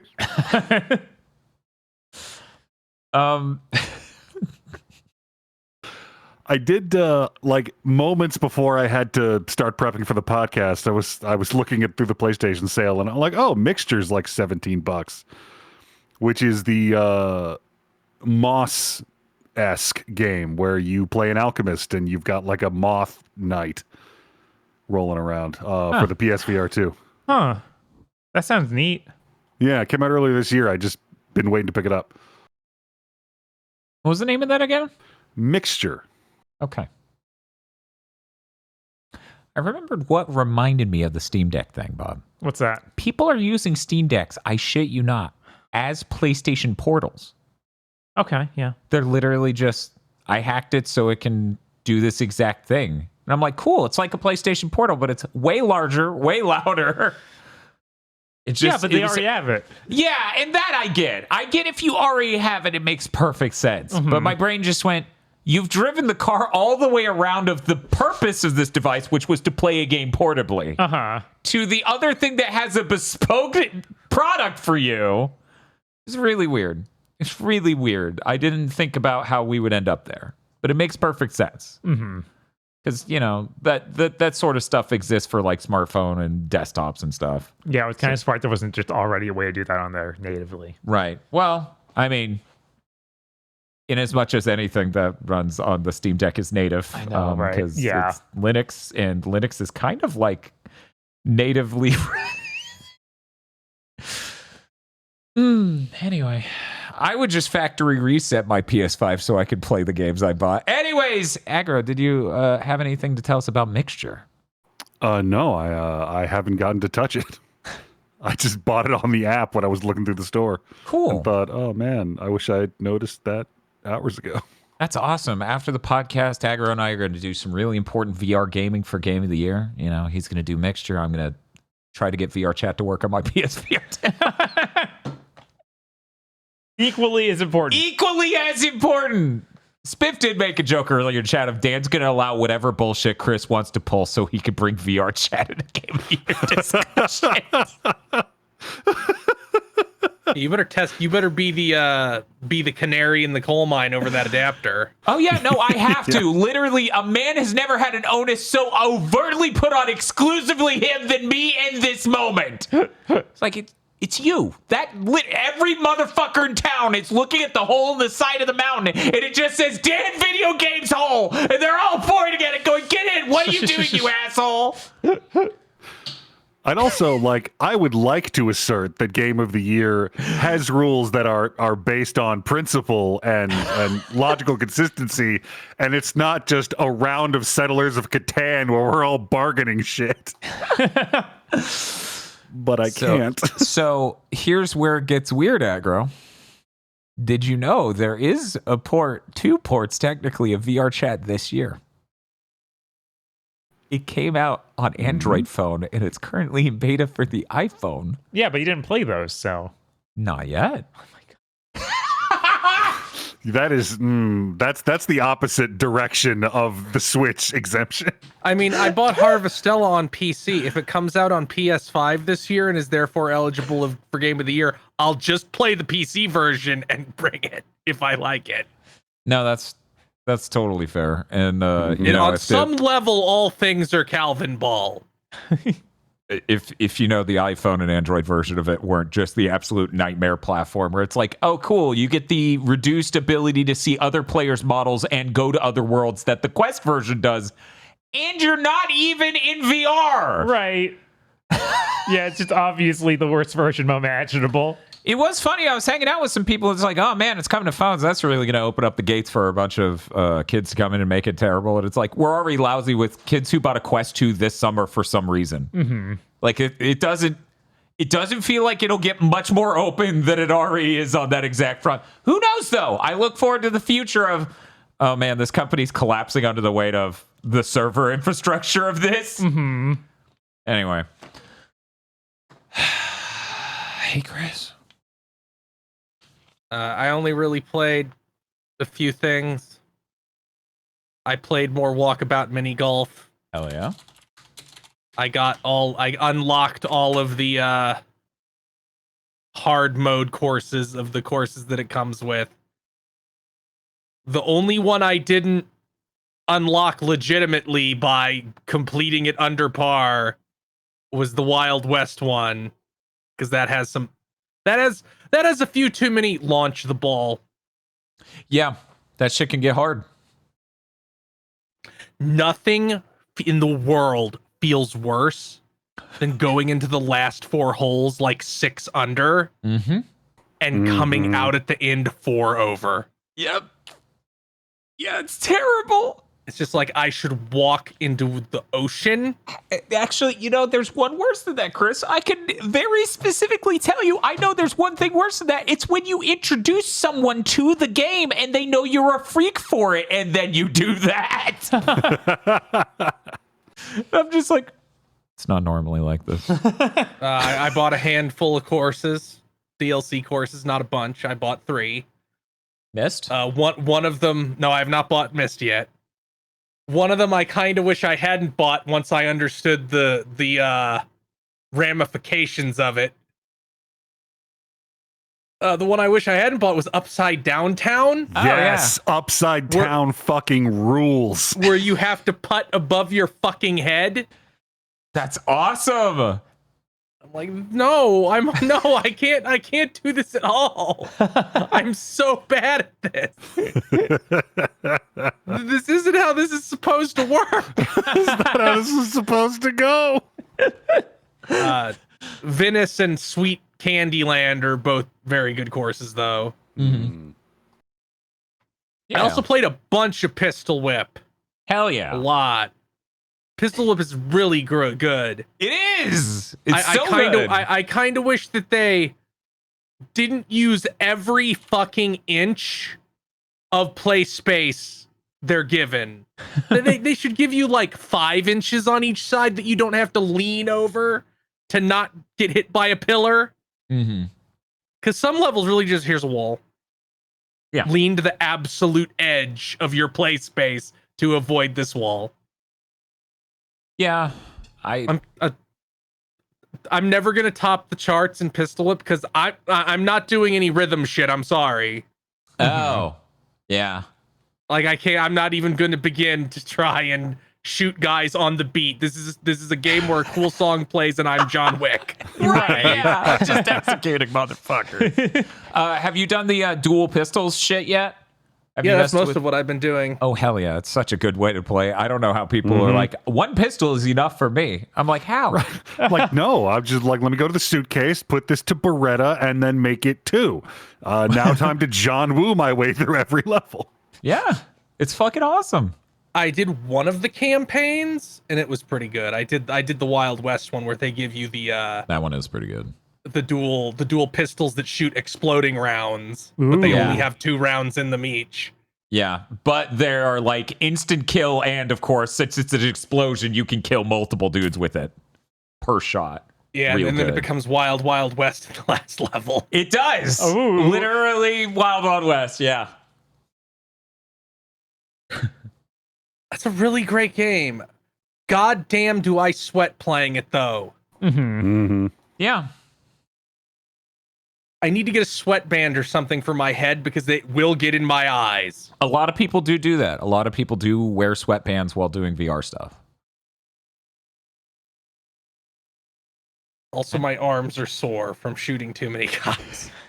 Yeah, it really do be like that. No matter how much you exercise, it's a very specific thing to crouch, lean to the left, and raise your arm up completely to the right and shoot at the sky. I do like the parts where it kind of has you doing like the wave, like the swaying in a circle.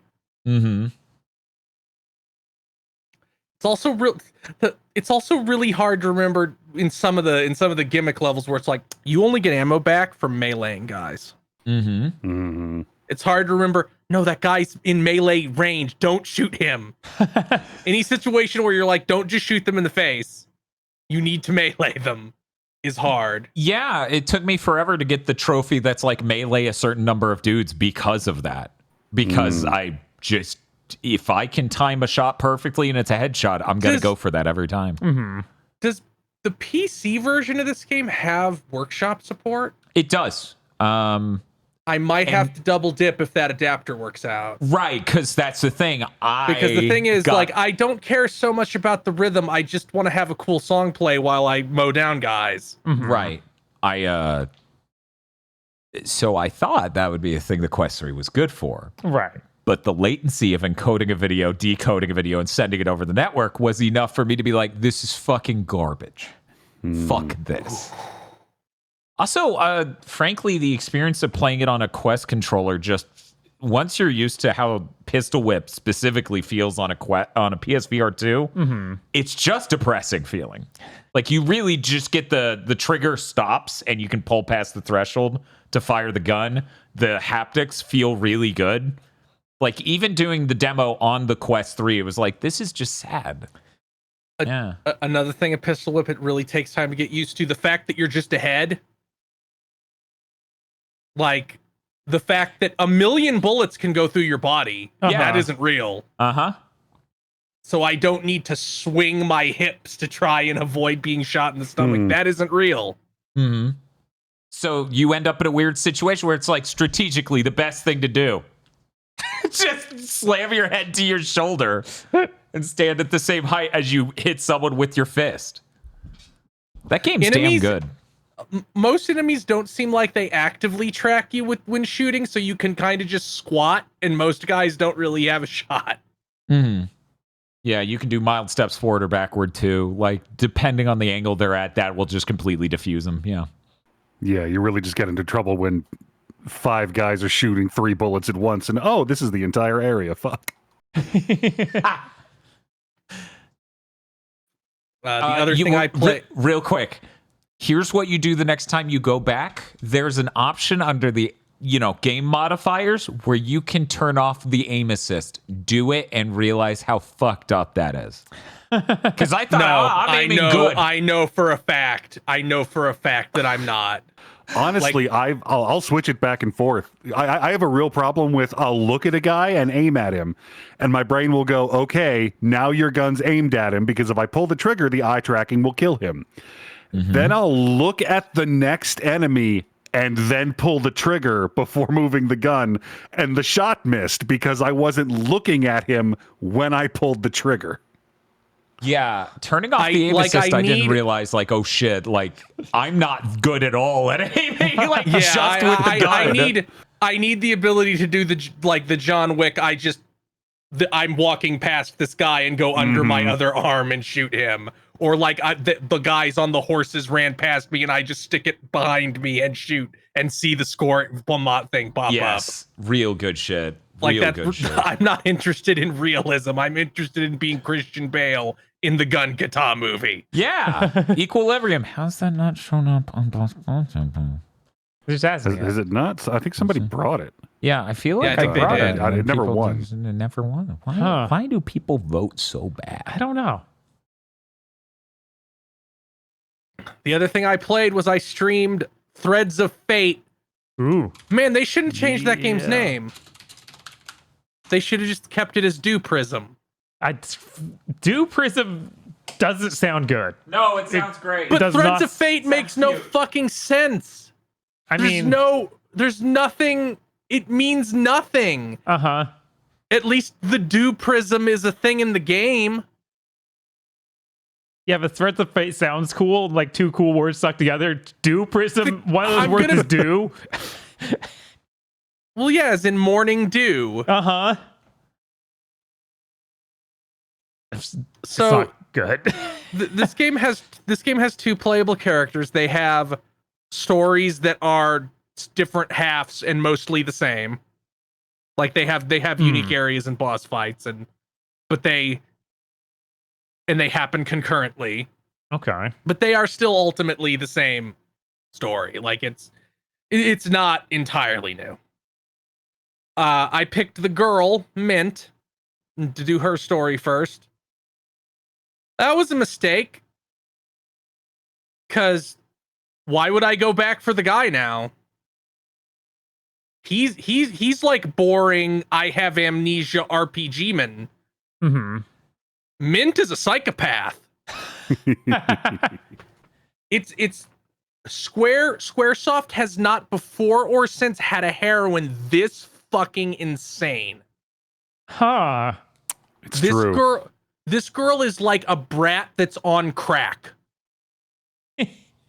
Like her story opens with she's the princess of a kingdom and the entire ruling body went, "You're too much of a fucking chaotic brat to be to take over. We're giving it to your younger sister." Oh. And then she runs away from home to find an ancient artifact to conquer the world with as revenge for being kicked out of the kingdom. Wow. Yeah, no, I didn't expect them to actually commit. That's incredible. Every single, like, this girl starts 90% of conversations in the game with a wrestling drop kick, a two-legged drop kick. She's real good. She's like if Lena Inverse, she makes Lena Inverse seem like deeply involved in de-escalating events. Yeah, we need more of that 90s anime girl energy. It's true. This game is really 90s anime. This is maybe the most anime Square game ever. Mm-hmm. Like the cutscenes. By the way, these cutscenes are fucking immaculately directed. They have all kinds of quirky anime shit and camera and framing and reaction shots in them. It's almost like simple, well-directed cutscenes are better than any software-generated ones. What? No matter how good your game looks. Mm-hmm. Well-directed cutscenes with rudimentary graphics beat out a tool-generated cutscene with a person who can't make eye contact with anything or anyone? Really? What if two characters stare blankly at each other for 20 minutes? Or in the distance past each other. This is a very weird, like, I can't think of any way other to describe it. This is like if PS1 era Squaresoft made a Falcom game. Dope. Yeah, it does look like that. Like the way it's structured, the game feel, kind of, the boss design. I'm curious, how'd you play this? Was it on the Mister? Yeah, I played it on the Mister. Okay. It is not on the PS4, PS5 shit yet. It is on the PS3 shit. One day. Square's like, we're making our remake. Oh, you aren't. Damn it, he knows. I made the joke that it might be Kingdom Hearts 0. It's not. It's not really anything like Kingdom Hearts. Okay. The jump feels bizarrely similar to the Kingdom Hearts 1 jump. Oh, that's the last thing I want to hear. That's the closest it gets. I don't want to hear that. And there is some bad platforming, but not very much, and it isn't very hard. The funny thing is, this game doesn't actually have levels. Like, there's no experience system. Your HP goes up the more hits you take, and your MP goes up the more spells you cast. And there's also a store where you can buy stat upgrades, but you don't need to do that. I didn't do that a single time. Oh. Or maybe I did it once. Maybe I bought like 1 HP upgrade because they're pretty expensive. Mint has roughly 45 spells she can cast. Whoa. Because she gets 7 schools of... Okay, she only gets 6 schools of magic because one is a plot school that only has 1 spell. So you get 6 schools of magic, and each school of magic has 7 spells.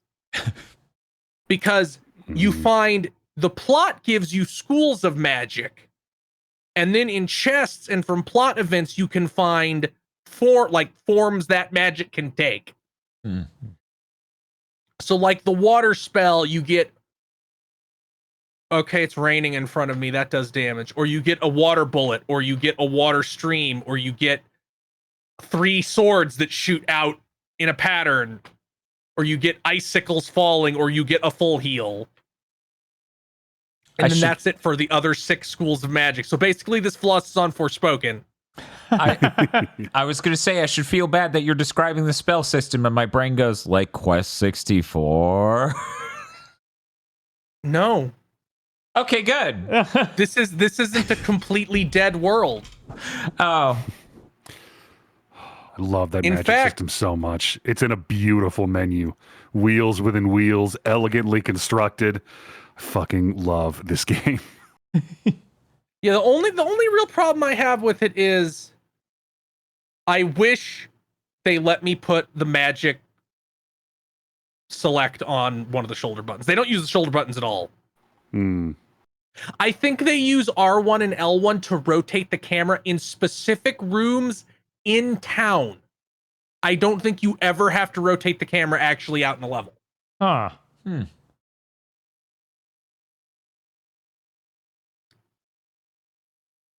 Man, there's like a small cast of really well-developed, well-designed characters. And the game is only like 8 hours long.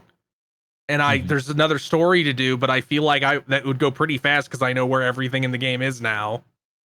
Or most stuff, because there's a couple levels that are unique per character. You ever feel like the fact you can be like, this is clowning on Forspoken has like damaged us as people, that we have these thoughts, that we are less human for being able to think thoughts like that? Do you think we've been reduced by going through Forspoken? Okay, good. It's not just me. Not just. But yeah, Mint's insane. She has no character development. She's just insane the entire way through. There's not the moment where she's like, I'm too spoiled. Wow. Yeah, I figured that would be leading to something like that. Brave.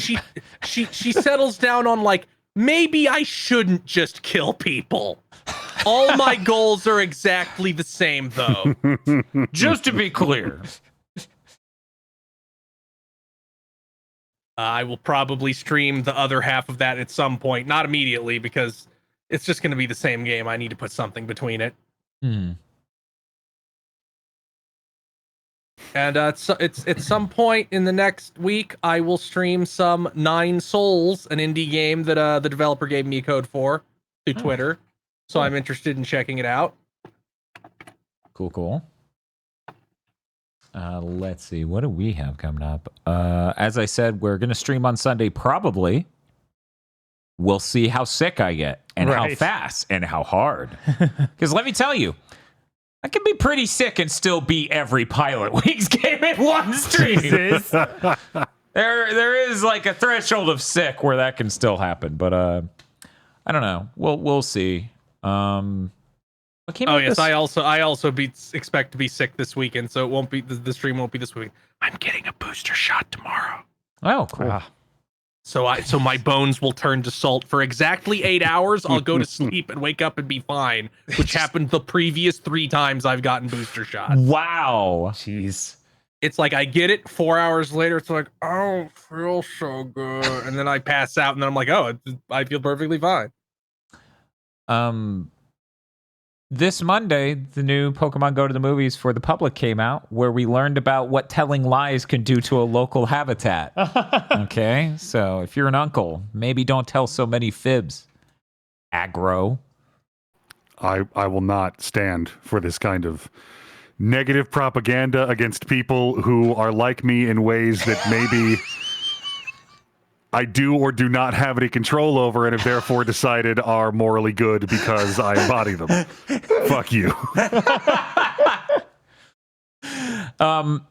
We are reaching the end of Pokemon Go to the Movies. We are? And it feels crazy to be like, we started this 2 whole years ago. It feels shorter than that to me. It doesn't feel like that at all. It's insane. It feels like it's been like 7 months. Meanwhile, you tell me, hey, it's been, what, 4.5 years, 4 years? I can't remember what we celebrated for Bleach, but my brain went, it has been 10. Fuck you. Yeah, I do feel like it was 4-year anniversary. Like, it so feels like it was so much longer. Man, I was thinking about Bleach the other day and how, like, if we had not sped up the introduction of the heart versus it coming up a second time, there would have been 2 years between that. If we hadn't started even going faster, there was a full year between it. It would have been at least 2, considering we did 15, 35, and then 26. It would have been it's okay. So it would have been something like 2.5. Yeah. I'm glad we're doing this at the faster pace now. I was going to say for patrons, what's out is the Pokemon Go to the Movies on Detective Pikachu, which I could easily highly recommend. We get into a lot of things during that podcast. There are a lot of things to observe and talk about in that. People have told me that maybe the plot elements from that movie were mildly repurposed for the second Detective Pikachu game. That is in the comment section currently. I'm like, how? What? But the movie's already like a weird, messed up plot of the first game. I know, which makes it even weirder. That's insane. In what way? I don't know. Anyways, so that's available to patrons right now. I have no idea when the Fazoli's review is coming up, but I know the Blessed Blindside Blub should be up in the next week or so. So, where we watch Crawl. Yes, finally. What you're all waiting for. Yeah. Our opinion on Crawl. Everyone loves Crawl and just wants to hear our opinion on it. My God. Jesus Christ.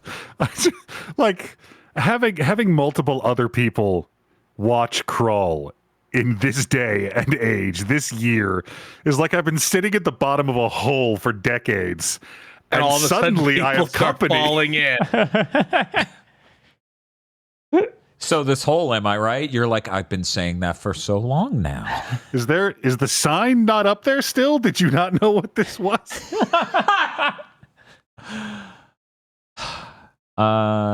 But that's it for talking about stuff that came out and what we're up to, which means Podlords. Oh, fuck. Oof. Oh. Fuck.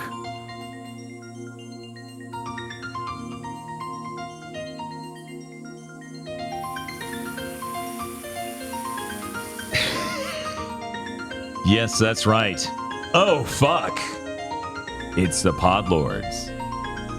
Podlords such as BN12, Red Blaze 27, Suzu Shiro, Rado. Happy 10th birthday to my bird and my profile pic, Alfie. Happy birthday, Alfie. WTF Spider-Man. He has so many good faces for just one big thing to mention. He does.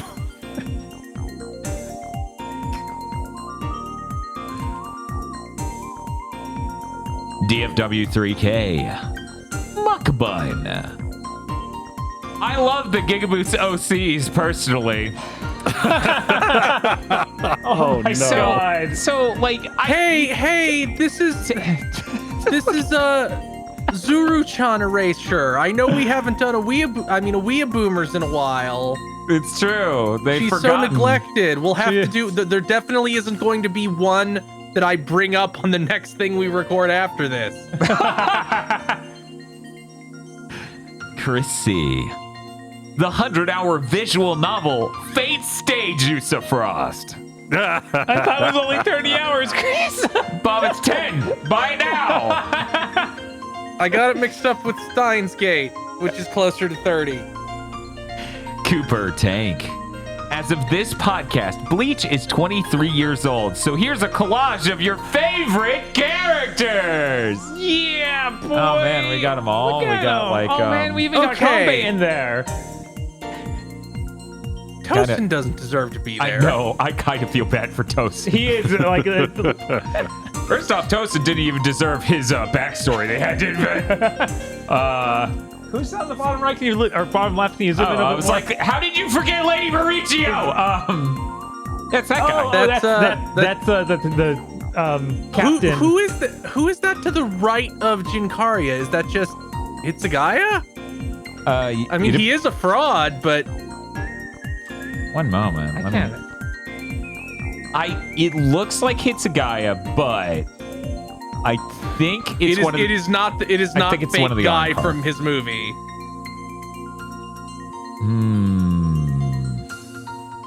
Mysteries. Or Captain Amagai. There we go. Shusuke Amagai Shusuke Amagai. in the lower left. In the lower left, yeah. Yeah, I was like, how did Mauricio you? clears this whole group. Obviously. How did you forget him and remembered third seat Kabune? Yeah, where's Kabune here? He's the center, right there. Oh man, I couldn't see him too well. Yeah, he's right there. Oh yeah, that's his big dumb glaive. That's this cool purple undersleeve. You don't want anything glaive, right? Right. Yeah, Aggro? you could do that, and Agro's okay with it. Words don't mean anything. Good. Indigo Sykes. She's going to KFC. You want anything? Gaijin. All right, Corky, what's today's secret word? Oh no.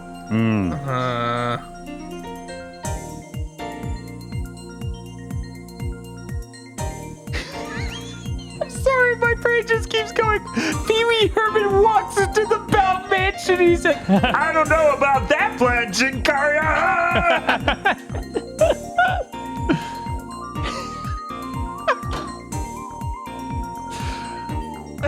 Raccoon in his good clothes. Aww. Aww. I'm Dan Video Games. We're seeing the downfall of NVIDIA. Oh. This composition implies I'd lit them on fire. Yes. No, that's gonna be Disney. Swatch is my husband. Back off. Signed, Apple Gothic. Nobody's gonna take him from you. Squawking ensues. Boy, the Hard M sure is enjoying the joy of painting instead of whatever the fuck is happening with gaming. Yeah, we got some Some beautiful landscapes here. Yeah. Uh-huh. Beautiful stuff. Beautiful. It's great. Sarlene. Dan and Bob didn't know why Deltarune kept spelling guns with an apostrophe, which means they need to consult the text. Oh fuck! That is a thing from that game. God damn it! That fucking explains it. That fucking explains it. I spent the whole game going, there's got to be a reason. There's got to be a reason they keep doing that. Unironically, that's probably the best RPG to come out in 7th gen. Jesus. Shit was rough. It was. It was. Oh, sweet. It's finally and it's sold out. Yep. Theoretically available. Wow, that's my favorite kind of available. Krungle Spum. Pleochrome. Swatch, huh? Looks familiar somehow. Oh no. Yeah, who would do anything to Swatch? That's the same picture. I don't know what the problem is. I love that the platforms are just shooting each other. This is awesome. Oh, this is great. We have some difficult news to share. Unfortunately, we are delaying the next Jinkaria edit for performance and content reasons.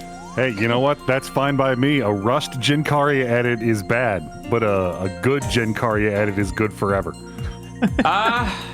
Always relevant. Damn it, Chris. Where the hell are we?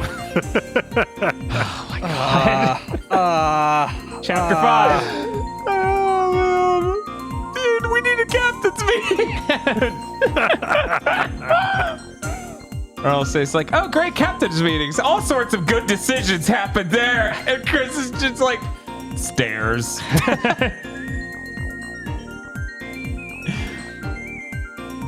Super happy with the recent Fate news, but my face when someone noted how they're hitting Steam faster than Tales of games.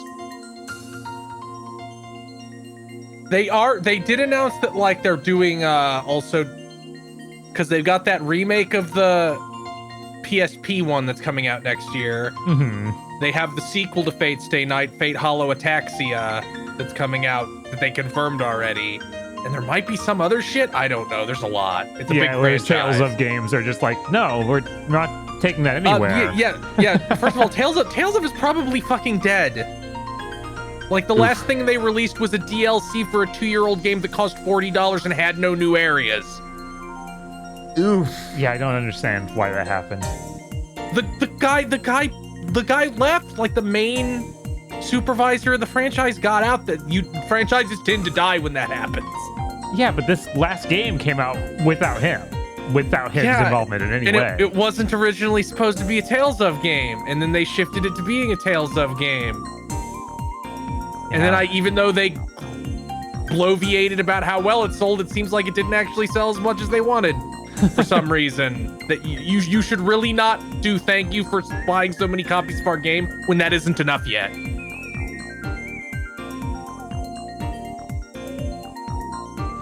Slowly creating a computer of Theseus while troubleshooting consistent blue screens of death. Help me. No. Now, what you need to do is spend $3,500 on a diagnosis card that won't fucking work. Oh my god. Jesus. I've been told by numerous small business owners that that's the move. You pay a shitload of money for a diagnostic card, you pop it into your PC, doesn't tell you anything, it's great. My god. Looks like I was a week early on that Half-Life joke. What an inconvenient time for a voice actor to leak something. Oh my god, helmet. Ushi Wakamaru. Yeah. They were in one of the good animes. When the dentist tells you it's going to cost $10,000 to fix your teeth because you were uninsured for 12 years. Yeah. Why is Eugene Karia? Was this his insurance plan? It's not a good one, so this yes. was incredibly his plan. America's great. Yeah, Gotta love it. Why would you cut a picture to You don't need Cyberpunk, which teeth. takes place in a dystopia, and describe something happening now in America? And Volvy Roads. Thank you very much to our podlords.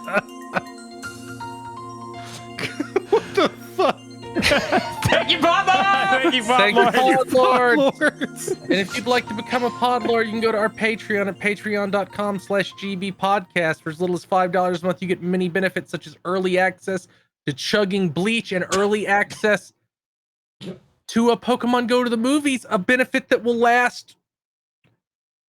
You think it'll only last 1 or 2 more months, but it will actually last probably at least until the end of the year for reasons that aren't apparent to you yet. You also get many other benefits, such as extended content for armchair devs and gamer premonitions, extended gamer premonitions for the Switch 2 episode out now. An entire movie called Isolation 119. This is an actual feature-length film you can only get from the Gigaboots Podcasting Network about a man going to Thailand for a tax write-off on his trip to Thailand. Also, there's some shit with ghosts. And also a patron-funded show, either a public show where we watch a horrible thing like Fanboys and then talk about it, and patrons get an exclusive a commentary track. I forgot Or we a were patron doing fanboys. Oh my God. Or a patron-exclusive show where we watch a good thing like Krull and then talk about it for 40 minutes to an hour. That's patreon.com/gbpodcast. And if you don't have any money, it always helps us immensely to spread the word, tell your friends, rate us on Thursdays, rate us on your podcasting app of choice, and leave a comment and subscribe on YouTube if you're listening that way right now. Right now. Patreon.com/GBpodcast. Patreon.com/gbpodcast. Okay. So, real quick news thing. That Half-Life rumor's cope. It's cope. You're coping. You're coping hard. Here's what the Half-Life rumor is. Okay. Valve is developing a game called Project White Sands. White Sands is a thing in New Mexico where Black Mesa is. Cool. Remember when Konami announced they were making Project Zircon? And people were like, it's Castlevania because Zircon is an item in Castlevania. Yeah. Like, White Sands is in New Mexico, bro. I've got a White Sands park 20 minutes from my house. It's true. Why would they make the code name for a project something that lets you figure out what the project is? The whole point is for you to not be able to do that.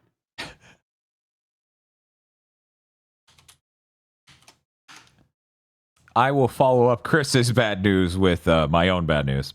Hey, you know how I've been waiting forever to build a not cursed PC out of the new AMD CPUs? Yeah.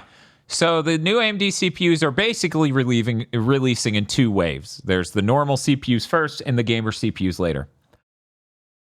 It's already going bad enough where it's like, oh my God, I waited for no fucking reason. The performance increase is sometimes not an increase. What? Sometimes it performs worse. What? A CPU with the same fucking name as the prior one, right? The 9700 versus the 7700 sometimes performs worse than the 7700. So, I assume Gamers Nexus is doing a full...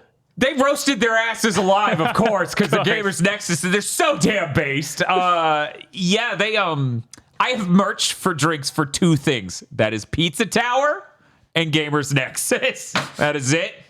It is so fucking dire out here in the CPU space. They're like, here's the #1 feature of the new AMD CPUs. They're not made by Intel.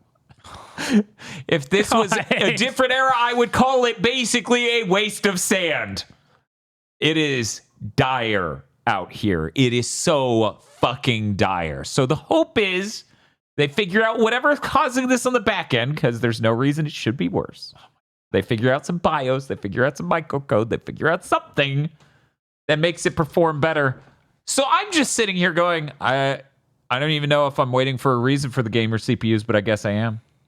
Because there's a good chance the gamer CPU version, the X3D variants as they call them, which are gamer CPUs because they have a giant amount of memory on them, an absolutely massive amount of memory on them, and that makes games run a shitload better because games are way more dynamic than any other program ever made.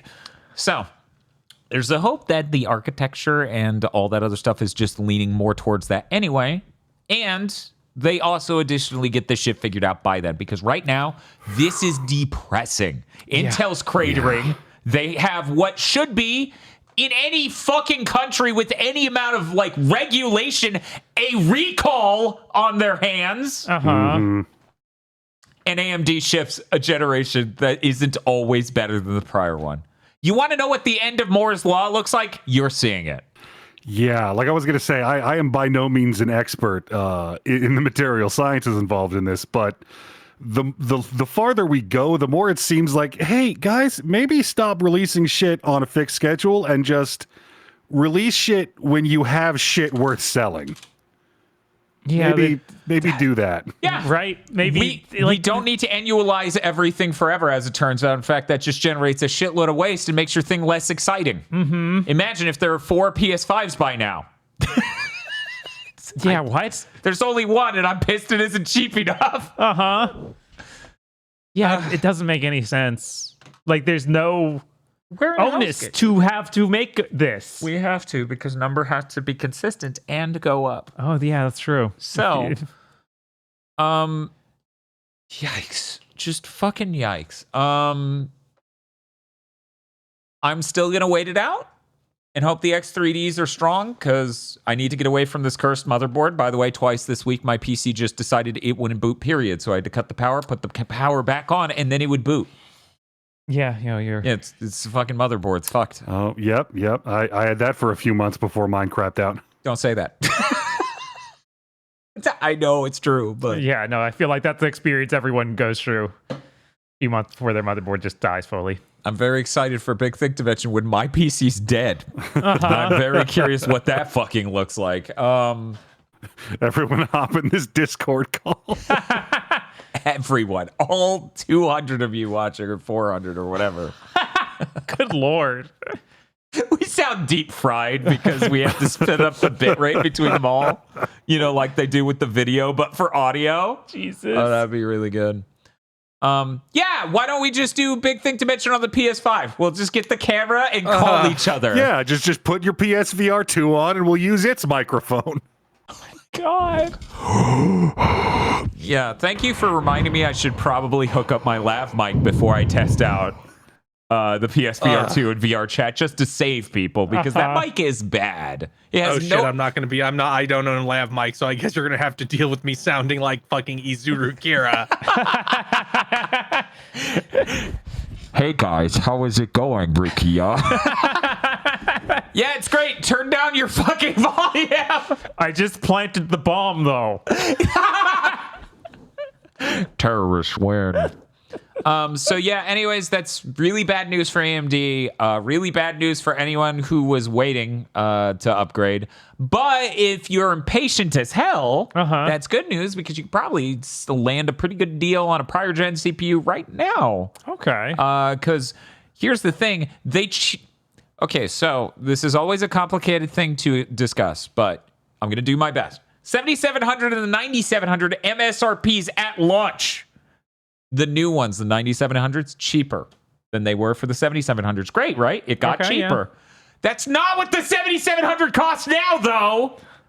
You could get it for like $100 off of that launch MSRP, so it's now more expensive and performs worse. And Great, incredible. Nightmare. Anyway, let's move on. Hey, Aggro, let's go to your news for a sec. So, Turkey's having a normal one. Okay.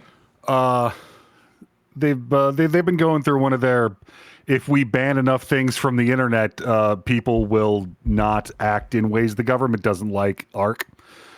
I think they banned Instagram last week. They've tried banning YouTube a couple of times, but couldn't figure out how to do it right, so people just kept getting around it. Okay. Well, they banned Roblox. This time they've gone too far. Official announcements include normal party line shit of, oh, won't someone think of the children? There's possibly a way to exploit children, which, I mean, the argument could be made that Roblox is profiting off of Child the labor of minors. Yeah. So we'll see how long that lasts, or if the Roblox community will, like everybody else, just figure out how to add 2 lines of code or like 6 letters to a URL to get around Turkey's shitty bans. It was so hard. Much like my father, and I imagine many fathers have quoted constantly ever since that movie came out, I think more than 30 years ago, your fences will fail. Yeah. And your gates will be stolen. I'm still fucking mad about that. I know You who should fucking be. stole my gate, Oh, too, you do because know.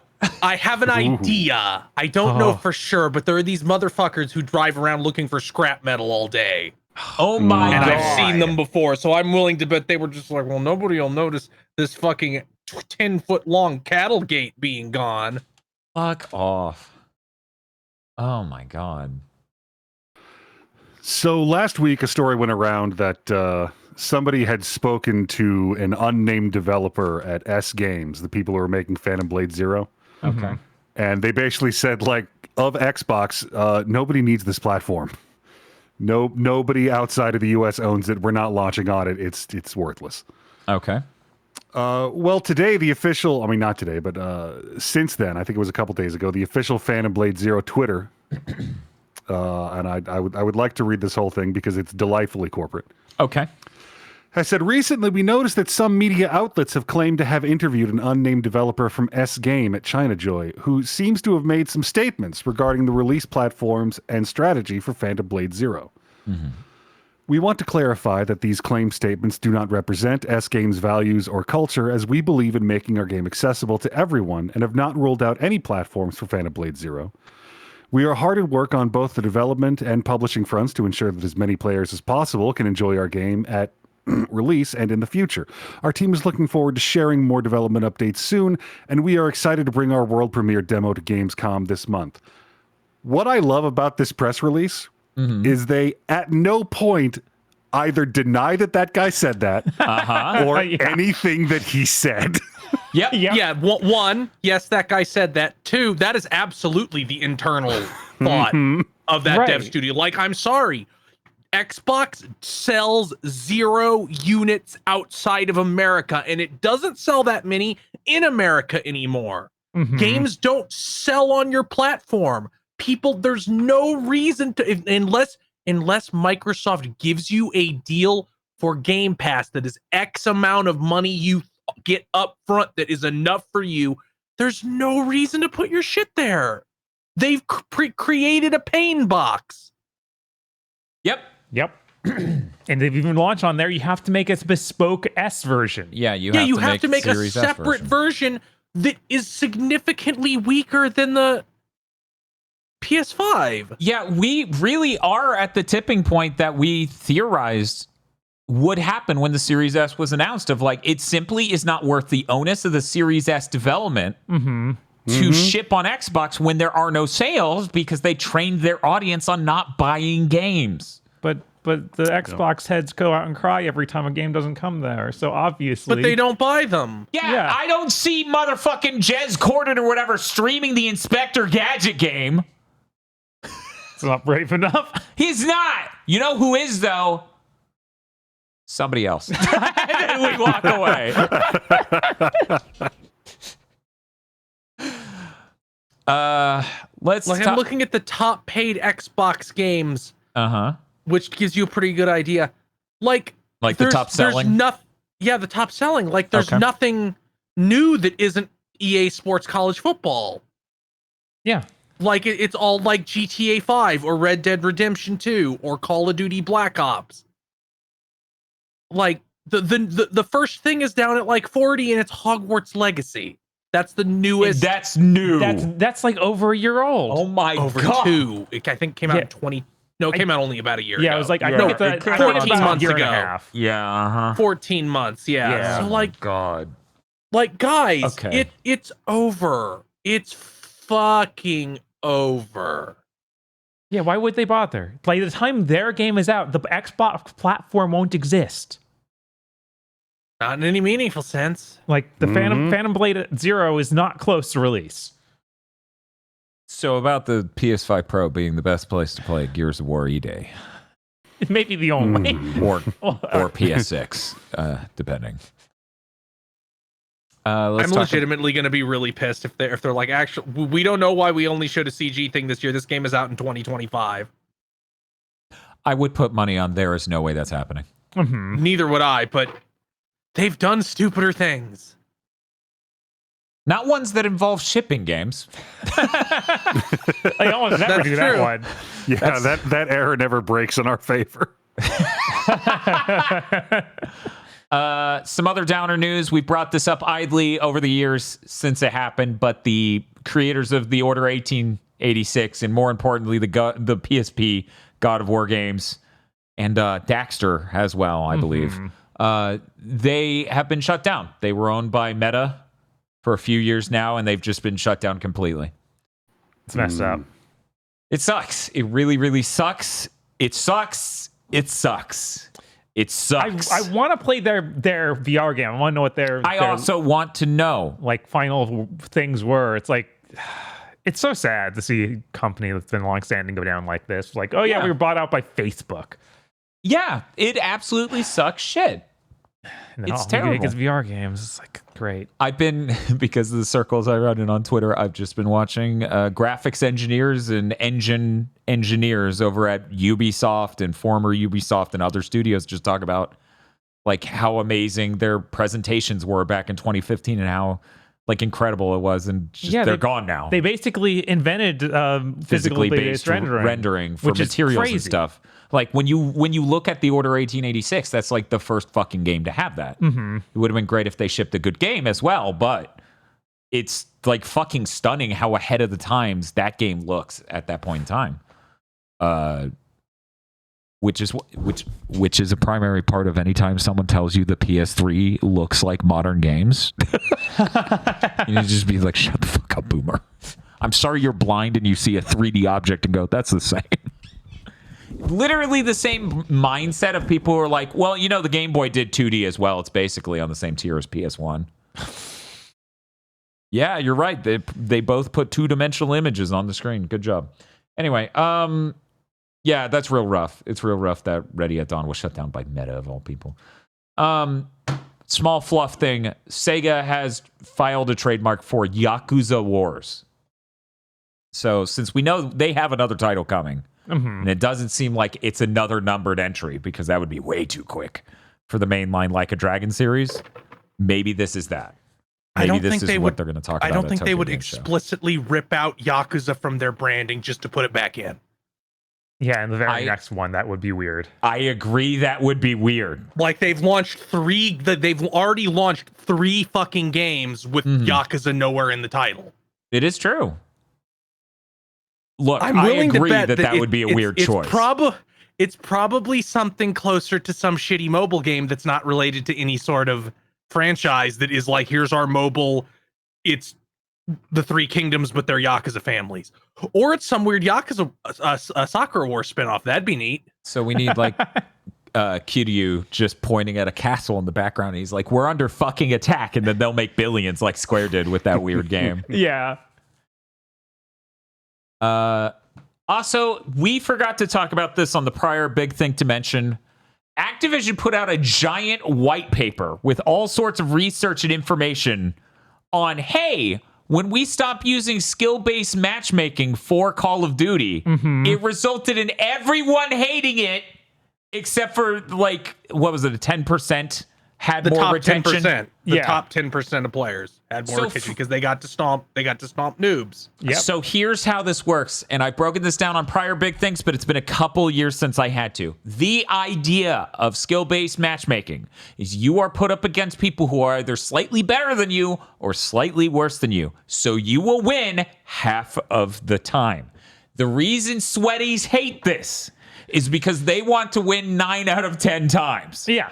They want to win nonstop. They know how much better than they are than the broad audience, and they want to feel that when they go to play. They don't want to play against people on their level. They don't want to play against a team as evenly stacked as theirs. They fucking hate it, and they yell about this shit nonstop on Twitter. They are morons. It feels like that's something that kind of only applies to Call of Duty specifically. I feel like every other shooter even is much more open to the idea of MMR in these even matches. Like, I only see the Call of Duty guys being like, they need to stop this. I need to kill everyone.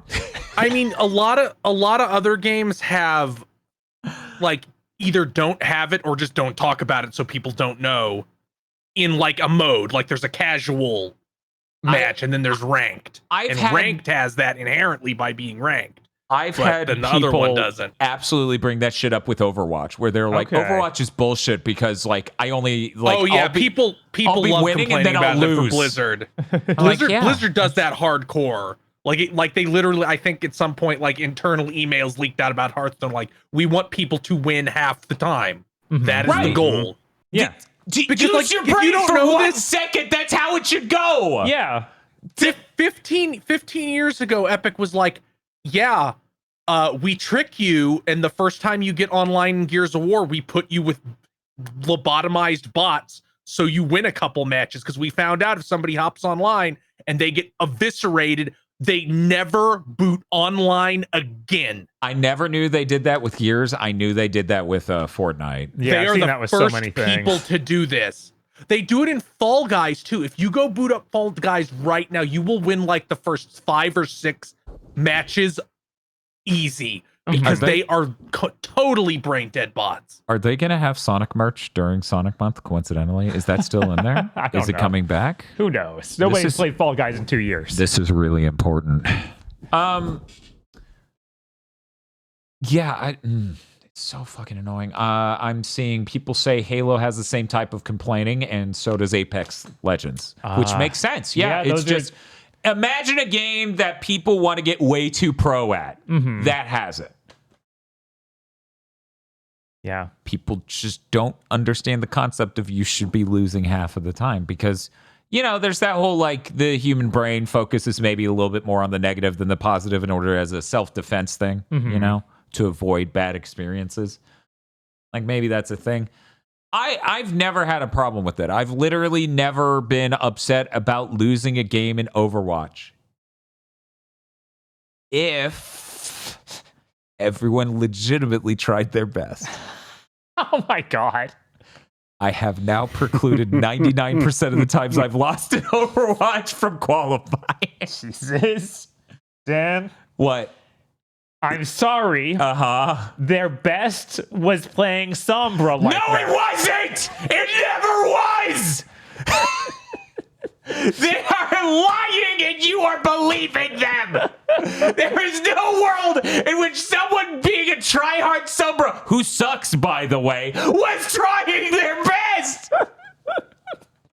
But yeah, this is why you get people who smurf in like League of Legends, like people who get up to like Diamond and are like, I started a new account so I can stomp people down in Bronze. Yeah, no, it's true. It's something that crops up everywhere. I just feel like they're the loudest, like the largest amount of loud people in COD. It always fucking blew my mind in Overwatch, because they're PC players in Overwatch, which means they don't have a physical copy of the game. And then they just logged in on a different account. These are people who just keep buying the game over and over and over. Because on console, you could just play another account. Right. Still have to have online on both, but that's a lot No, less. that's not true. You need online for the console itself. If the console's your main console, I believe other people can play online on your system. Yeah. At very least, at a point in time, that was true. I believe it is still true. Fucking insane. to just keep spending $60-$40 over and over and over just to be I just really want to beat up noobs. Yeah. I think they fixed it originally, but like World of Warcraft had the back when smurfing was called twinking, and it's like, okay, I have a max level character. I'm gonna get a character to level 29 and kit them out with the most expensive shit in the entire game that a level 29 character can wear, and just go into level 20 to level 29 battlegrounds and stomp on people. Because I have so much higher stats, I can just annihilate them. Twinking? Yeah, that's what it's called. This was like 2004. Like the modern connotation didn't exist yet. Now it's called smurfing. I'm trying to imagine what that would like, because okay, all right. That was the only context I had for that word back then. Yeah, people did do it in fucking Dark Souls. Like, there's a reason that when Dark Souls 2 came out, they scaled like who you got matched with in PvP by how many souls you had collected. Not by how many you had spent on, like, not by your level, because in Dark Souls 1, people would do soul level 1, get all this highly upgraded shit that you don't need to put levels into yourself to use, and just be like, congratulations, level 1 newbie, you have been, fuck hands McMike has invaded your world. He's carrying an in-game weapon that's plus 10. He's gonna delete you if he touches you. Miami Mike is here and he's going to kill you. God, the people who get overly serious about PvP and Dark Souls in those games, like, what are you doing, man? Dude, they're not made for this. I feel the same fucking way about people smurfing on a fucking game you have to buy repeatedly in order to do it. It's like, please take up drinking. Yeah, I mean, it's even more insane. You get people who are like, yeah, Blizzard banned me down to my hardware IDs, my keys.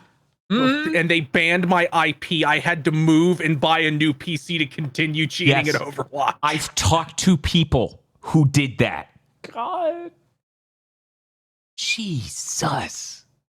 Anyway, if you ever hear a human being say, I think skill-based matchmaking or MMR is bad, just know you are trapped in the room with the devil.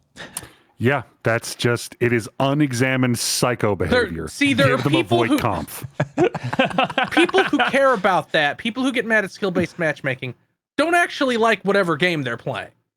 They like winning, and that's it. They like the dopamine pop they get from winning. They don't actually like playing that game. I'm just glad that now we have official white papers done by one of the biggest companies in the world. Like, yeah, never do this. Don't listen to those people. There's only like 10% of your whole players even are like that. They're trying to poison the water. You're literally trying to ruin the experience for the other 90%, because the other 90% resoundingly hated it. Yeah. Absolutely nuts. Absolutely nuts. Anyways, I'm glad we finally remembered to talk about it on a big thing to mention, because you don't get white papers like that very often. You normally get far more specific, schools of trade when it comes to game development. You know, specific things that aren't just, as a coincidence, putting your audience on blast. Like putting the worst part of your audience on blast.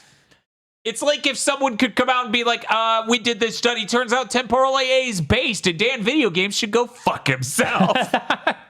I'm like, oh no! Instead, they're like, we fed it through a PSNR noise analysis. I'm like, shut up, nerd! That's not an image. Those are numbers. You converted an image into numbers. Fuck you! You're cheating! Anyways, Bob, we're going over to you for news next. So, they shut down Game Informer last week. Yeah, they did it right after we ended the podcast, didn't they? Morning. Yeah, this is the downside to doing it on Thursday, because everybody gets fucking fired on Friday. Yeah. Which, you know what? Hey, motherfuckers. Fire people on Thursday. I think if you let people come into work on Friday and then lay them off, stand your ground laws activate. I should be allowed to burn your place of business down. I'm surprised these places have not burnt. Honestly, occasionally you get the thing of like, oh, everything's so violent nowadays. It's like, no, we are so civilized. Whose One might fault say, is it? One might say we're fucking domesticated. Like you hear shit like this nonstop, and I'm just surprised. I'm just surprised. So Game Informer shut down on Friday morning. Apparently the way they did this is HR just said, you don't work here anymore. And some part of the corporation put out the message to the public. Yeah, that public message looks AI generated.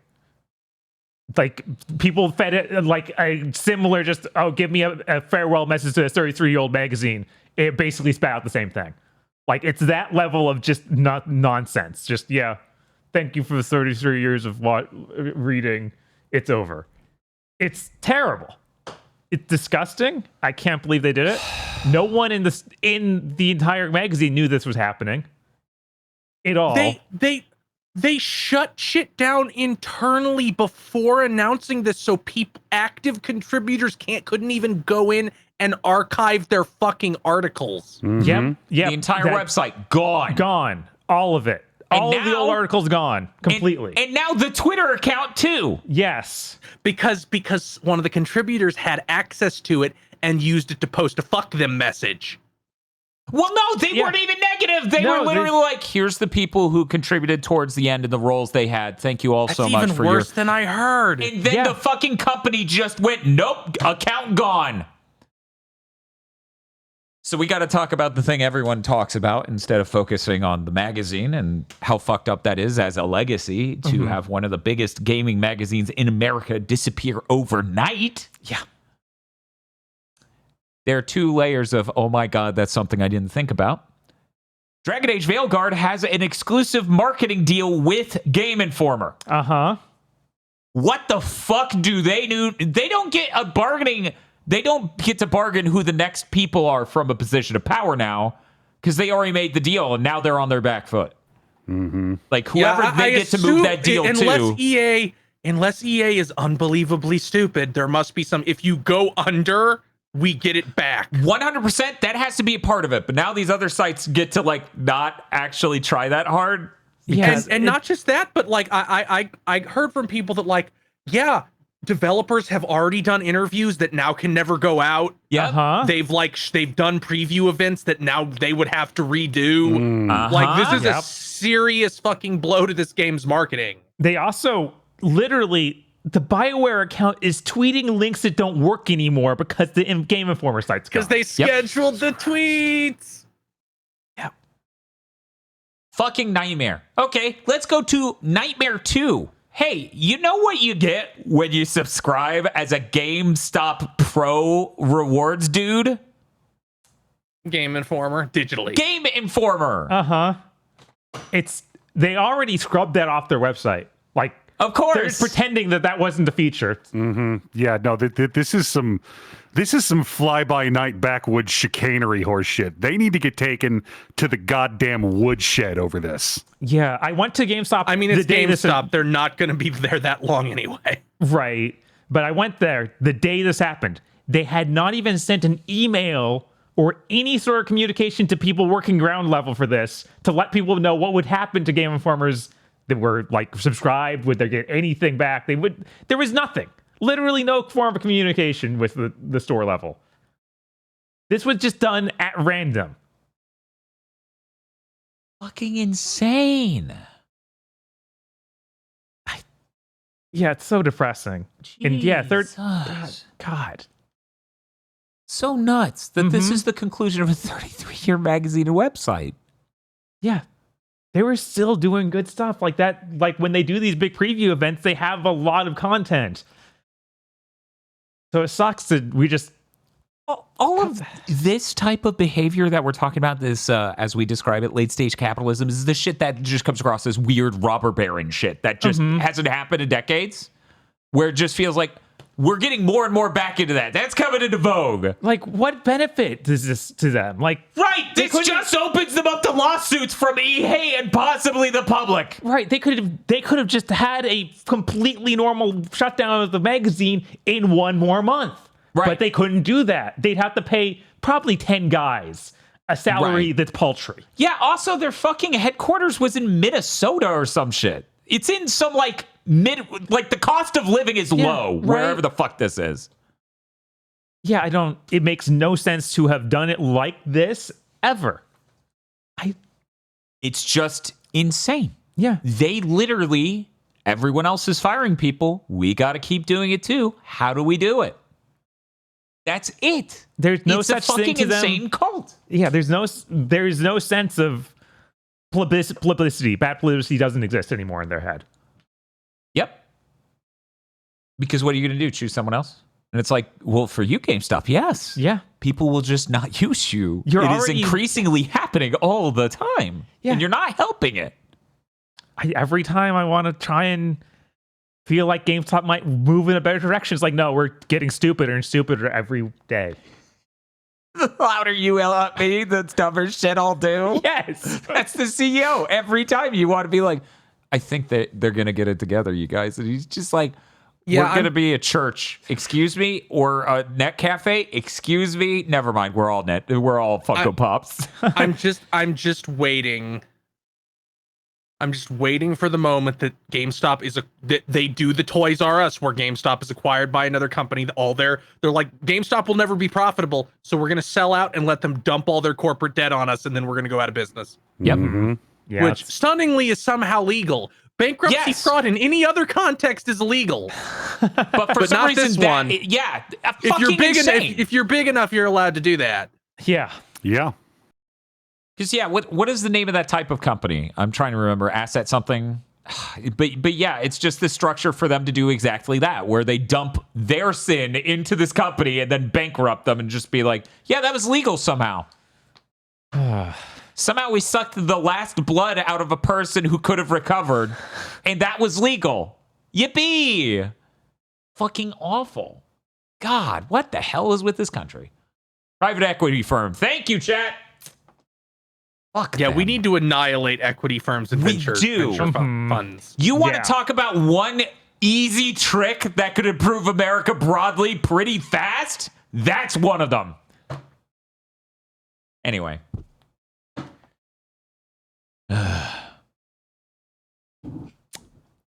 Yeah, fuck these months. Yeah. Yes, that is what happened to Red Lobster 2. That's also what happened to Toys R Us. That's what keeps happening to all these companies. Red Lobster is even more fucked up because what they did was they bought Red Lobster, then sold all the land Red Lobsters are all on to another shell company, and then forced Red Lobster to pay exorbitant rent to that company for the land they're on. That's what happened. I told you it wasn't me eating that much shrimp at the all-you-can-eat shrimp. I told you.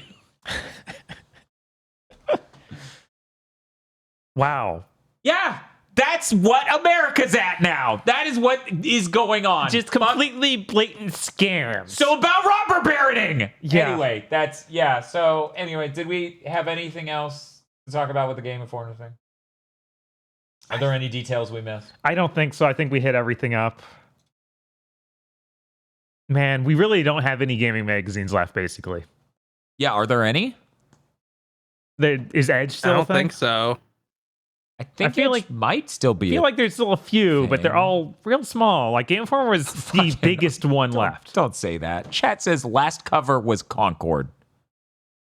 The final cover of Game Informer's Concord. I don't think that's right. I hope not. Because I looked this up a while ago. Oh, come on. Oh, right. I can't check their Twitter anymore because Why is that? But that's where I saw it. I think it was. It wasn't Dragon Age because that was this month, and they still had the one that was on the way. No, Dragon Age was last month. I get it in my email. Okay. And I just looked it up. Let me look up. Please don't be Concord. Please don't be Concord. I think it's Concord. Please don't be Concord. I think it's Concord. Well, I can't actually go read it, and all the images are broken because the site is down now.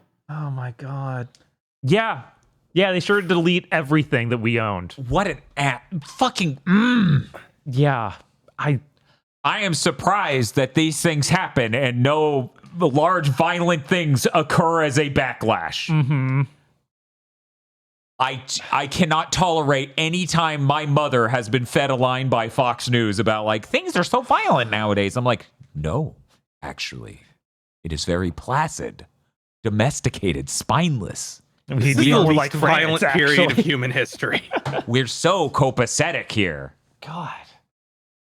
I guess we can move on. Yeah, let's move on. That Sunsoft is back retro game selection we talked about a while ago. It's announced for the States now. It comes out September 6th. Cool. PS5, Xbox Series, and Switch. For people who don't remember, this has Fireworks Thrower Kantaros, 53 Stations of the Tokaido, which is you play as a firework maker who's preventing evil merchants from turning into weapons. This is some fucking scrunt shit. It's also got Japanese scrunt. the wing of Medulla. Medulla. The wings of Medulla.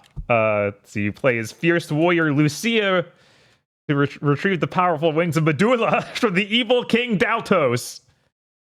Okay. Yeah. And then Ripple Island, where you play as Kyle, a young boy dreaming of a better life, who answers King Dotella's call for help from the various emperor, Groker.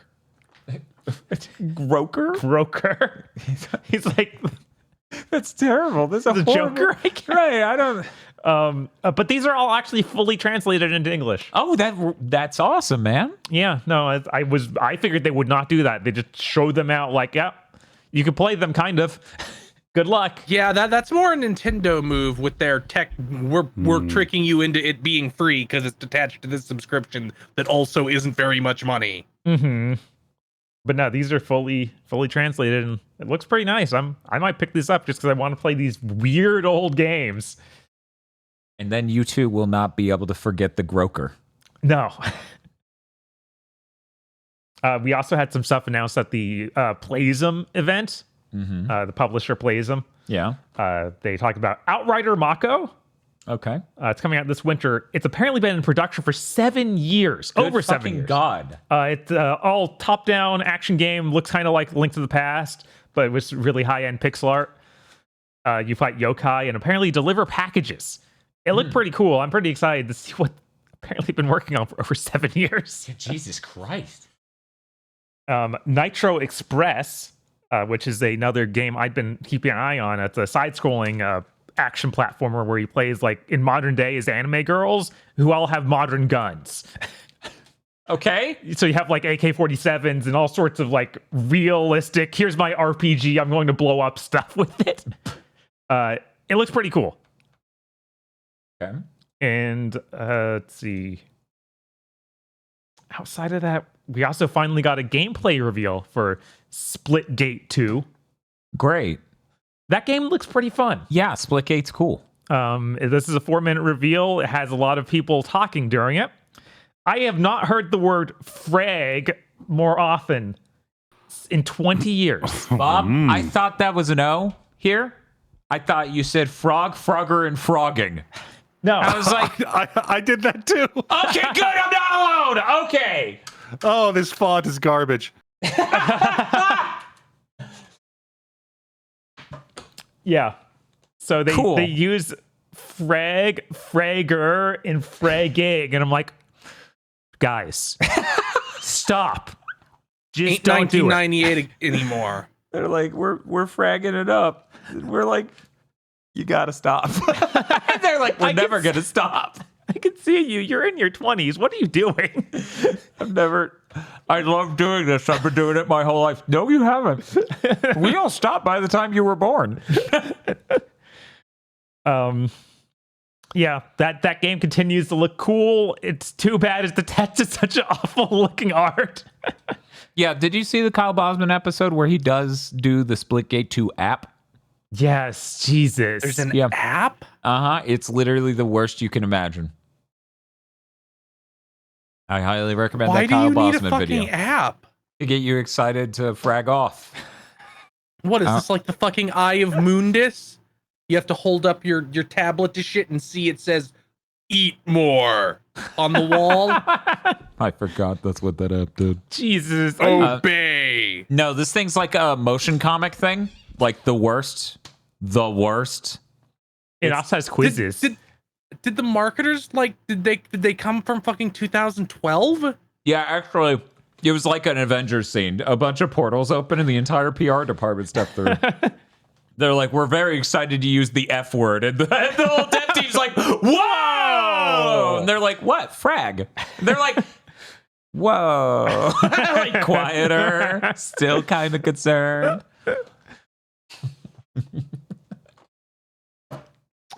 We heard more about the next game from Wolfeye Studios. This is apparently a studio that made Weird West. And it's the president of the studio is Rafael Colatonio, who apparently founded Arcane Studios and co-created Dishonored and Prey. Wow. So okay. Didn't know that. This next game is much more in the vein of like a Dishonored or Prey, they've said. What's up? Microsoft. I know, right? So this is, we don't have a name for it yet. They just shown a few pictures. There's like a weird steampunk robot. It's going to be That's a Star Wars droid. That's clearly like friends with that other one. They just go around shooting people. I don't know. It looks too Dishonored. Like there's too much weird. It's like halfway. It's perfectly in the middle of Dishonored and a Star Wars droid. Yeah, it's like a prequel. I was thinking Star Wars Atomic droid. Heart the first time I scrolled by. Yes, absolutely. Atomic Heart kind of sits in the same sort of zone. Do you think we'll clip through the floor as many times in this game as we did in Atomic Heart? I don't. Played it on PS5. Can't relate. yeah. You know what? I feel pretty good not having paid $70 for Atomic Heart. I also don't think this robot will jack us off. So that's pretty awful. It's a real downgrade from this and from Atomic Heart and also Scorn. Yeah, what a downgrade. And then we also had confirmation that rumors last week Avowed was going to be delayed. Avowed is in fact delayed till February 18th. Wow. Wow. Who could have seen that coming? Thank you, Jeff Keighley. This is yet another reason, assuming that game is fine and every single thing about it being fully cooked already is true. Mm-hmm. This is another reason Microsoft owning all these studios is fucking stupid. So I, who don't give a shit about the Diablo 4 expansion or Call of Duty, don't get to play an RPG because other games in a genre made from the same publisher who owns half the industry now are coming out at the same time. Nice fucking company, honk honk. Yeah, it doesn't make any sense. What's the closest thing they're releasing next to it? Indiana Jones? That's nothing like this. Here's the thing. Xbox doesn't have game fans anymore. They have Xbox fans who have Game Pass. Yeah. Yeah. Nightmare. Speaking of nightmares, hopefully Chris can cheer us up with his news. Hey, Chris, you want to talk about your news? A new Darksiders game is in development. That's all we know. They put like a teaser of the I don't remember what they're actually called, but they're the Elder Gods. Yeah, I was gonna say the Elder Gods. What? They are the Elder Gods. The Burning Council, I think, is what they're fucking called in Darksiders. I am desperately afraid it's just gonna be a remake of 1. Don't worry, Chris. I also had this irrational fear. I'm not sure it's irrational. Yeah. Because it's like the exact same Charred Council visuals from 1 and 3, even though they got blown up and are now seemingly the villains, where it seems like you'd want them to be capable of being villains. So, and there's so many stupid, we're remaking this game that was just on the 360. Yeah. I'm really afraid it's going to be like, it looks worse now, and we don't know what improvements we made. Yeah, like War Master already exists. They already have that on modern platforms. But they could still do it. They could still make the stupid choice of doing it.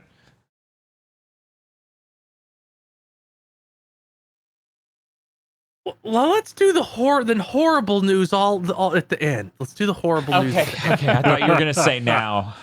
Oof. So the last gen version of Jedi Survivor launches September 17th. very, very excited to see the Digital Foundry video on it. It might be the best version of the game. I really want to buy it, but I hate wasting money. Right. We need to know. Yeah. And Digital Foundry might be busy doing 3 more videos on Hellblade 2. We don't know these things. We don't know.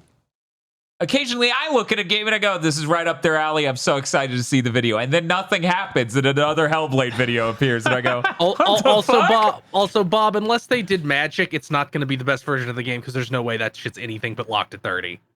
they might leave it uncapped. They might leave it uncapped, yeah. And then we get the crying Wojak Richard Ledbetter as it's not capped. Yeah, if it's uncapped and doesn't have TAA because they can't get that working on the PS4, that'll just be the best version of the game. They could get that. No! I'm sorry to tell you this. But yeah, very, very excited to see if it will actually be decent or if it will be like Shadow of Mordor on PS3. Hey, Dan, here's a theme month idea for you. Versions of games that shouldn't exist. We were talking about that would be a really good theme month to do. Do the PS2 versions of next-gen PS3 games. Do the PS3 versions of PS4 games. MKX on PS3 never came out, right? They never actually was legendarily canceled. Do Resogun on PS3. Jesus. It's rough. I know. I platinumed every version. Oh my God. And then, strangely, the Wii version of Twilight Princess. People will never be able to figure it out. They'll be like, why does this go here? My arm is tired from wagging for 20 hours straight, chat. Stop saying this. New game from the Crosscode creators. Alabaster Dawn is officially announced with its title. It looks weird. I don't know what they did to make it look this way. It's like a weird sort of HD 2D. Mm-hmm. I don't know if they literally made sprites and then made those sprites the textures of models. Yeah, I just saw pictures. I didn't go look at the video. Yeah, I watched the trailer. It looks very strange in motion. Like, you really have to see it in motion. But it looks cool. I never beat Crosscode because that game's like 35 hours long, which you don't really expect signing on for some little indie sprite-based game. You expect like maybe 8 or 10. Mm-hmm. Yeah, I actually didn't know it was that long. Huh.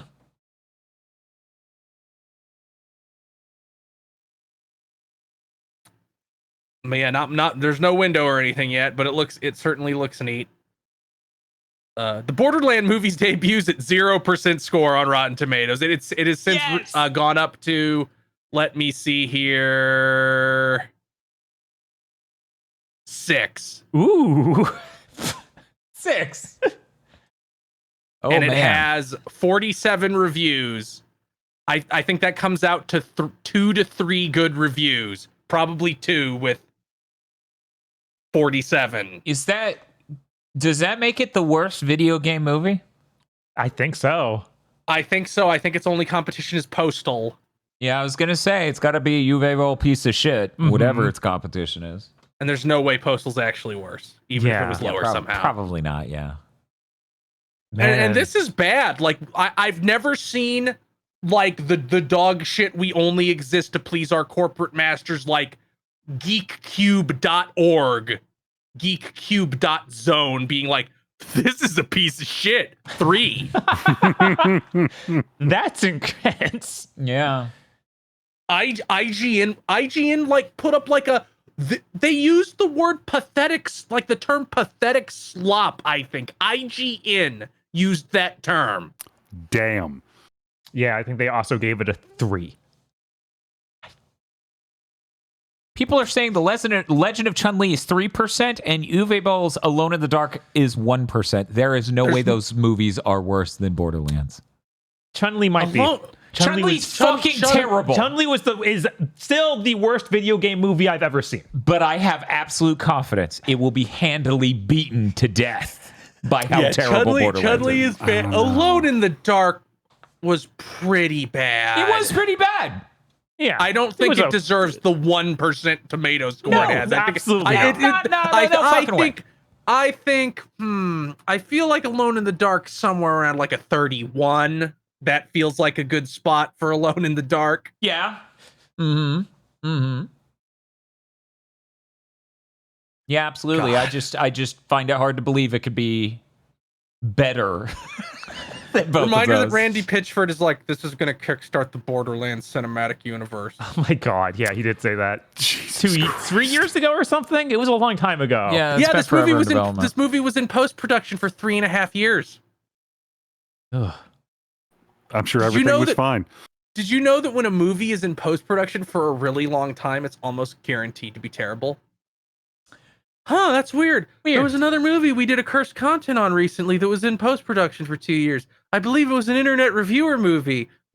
What could that be? Could it be the AVGN movie? Which Now, is That's a point of comparison for Borderlands film. Yeah, Better or worse, yes. better or worse. I'm sorry, James. You weren't cooking shit. No, the funny thing is you're like, I'm sorry, James, and James Rolfe is like, no, I'm sorry. And it's like, you know. Man has a point. I'm trying to think of other ones that have stayed in production forever like that. Didn't that Fantastic Four? Yes. Yeah, that was Yeah, another the one. It was like third one. yeah, The one that's a reboot or whatever. Mhm. Yeah. And the director left in the middle of that, and they just fucked his script up, and he was seething. Yep. Homura Hime. Sorry, I have to say it because I forgot. Fant Force Stick. Right. Got him. That's what they fucking called it. Like, that was in the marketing. I don't know why. Yep. Just as good as Thiaf. Yes, Thiaf. What's your favorite stealth game? Thiaf. Luckily, no one has ever had to say that. Homura Hime launches in early 2025. This is the Mitsurugi Hike-like Playism is publishing, and Bob left me a helpful note. It actually has stages unlike Mitsurugi Hike. I certainly fucking hope so. It isn't a $3 Dojin game. Right. I was like, But if you don't know what this game is, it is a hacky slashy DMC type action game. If you've ever seen a character that looks like Hex Maniac fused with a hopping Chinese vampire, the actual name of which I forget at the moment. Zhangxi, I think. Yeah, Zhang Shi. A Hex Maniac fused with a Zhang Shi. That character is from Homura Hime. But it looks cool. Most of those playism games, they did a little playism. I'm sure it'll be about as good as Assault Spy, at least. Assault Spy's all right. Yeah. Yeah, Assault Spy is, I think, the upper end of that sort of thing. Doom 1 plus Doom 2 are getting newly enhanced versions, and they now combine both games. It includes all existing official content. That includes Doom 1, Doom 2, TNT, Evolution, No Rest for the Wicked. That new episode they made when they put it onto Xbox Live in like 2009, and an entirely new episode called Legacy of Rust, made by Night Dive, id, and Machine Games. It's now on the Kex engine. That is Night Dive's engine. It has like new multiplayer maps also, and cross-play multiplayer. Wow, that's awesome. Unfortunately, Bethesda Net is required, so I'll continue using GZ Doom. Why do they keep doing this? Oh, wait, I know why they keep doing this. For this exact reason. In order to shove Bethesda Net shit in their important titles. God damn it, guys. Yeah, they just want that subscriber number to go up. It doesn't matter if that gets them anything. They need to have so many registered users. It also has the first John Romero episode sigil in it. Oh wow, crazy! I'm surprised they got that. It's also, they also were like, yeah, we made sure that like all the shit the community ever made can be ported into this version, and we'll have like an official mod, like a user pack download thing. Nice. You know, obviously subject to approval. I'm sure. Neat. So when's the mod to rip out Bethesda Net? Right. Oh, that's called GZ. That's called using GZ too. If I remember correctly, they said people who own Doom 1 and 2 on PC are just going to get this. Yep. Or on I think that's also on console. Yeah. That's cool because I own those on PC. As I recall, anyways. I'm going to double check. I wish they had put Doom 64 in there. Yeah, I guess if they sell that separately. Right. But maybe that's coming. Maybe that'll be like an update here in a while. Like if you own it, you already get it. You get like a free DLC for it. Yeah, because they re-released Doom 64 when Eternal came out. Yes. Yep. They So- sure did. Oh yeah, there's Doom 1 and 2 already sitting there. Yep. On my collection. It's a gig. Chat. Doom 1 and 2 are a gig. Well, yeah, most of that is the structure for Bethesda Net. We couldn't code a login without at least using 900 megs. On a similar thing, Doom Eternal is getting official mod support. It didn't have that yet? Good lord. Yep. Nope. I don't know what sort of form it will take. It's basically hasn't been existed at all yet. Hmm. I somehow doubt it will ever reach even close to the heights of actual original Doom and Doom 2 modding. No, Yeah, of Because course that is not. so easy. Can't wait to play And- myhouse.wad on Doom Eternal. Jesus.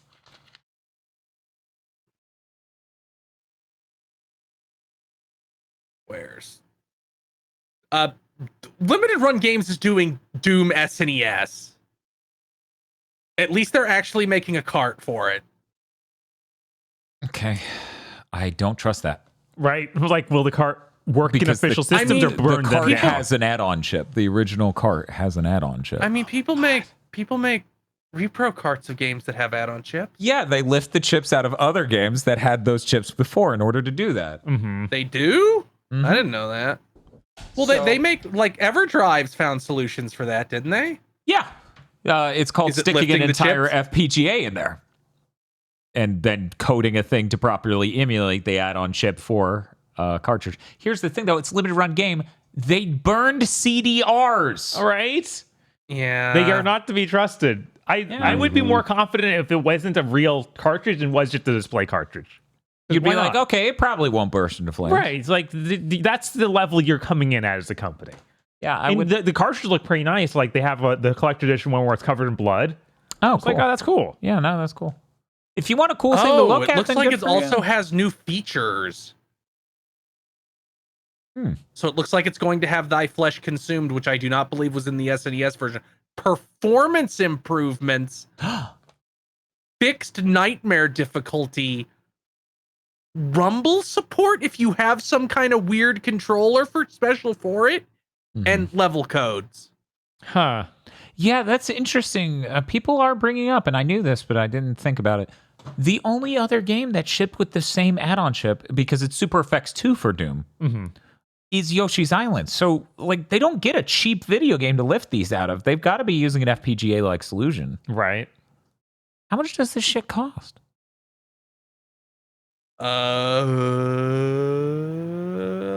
I don't see that yet. Okay.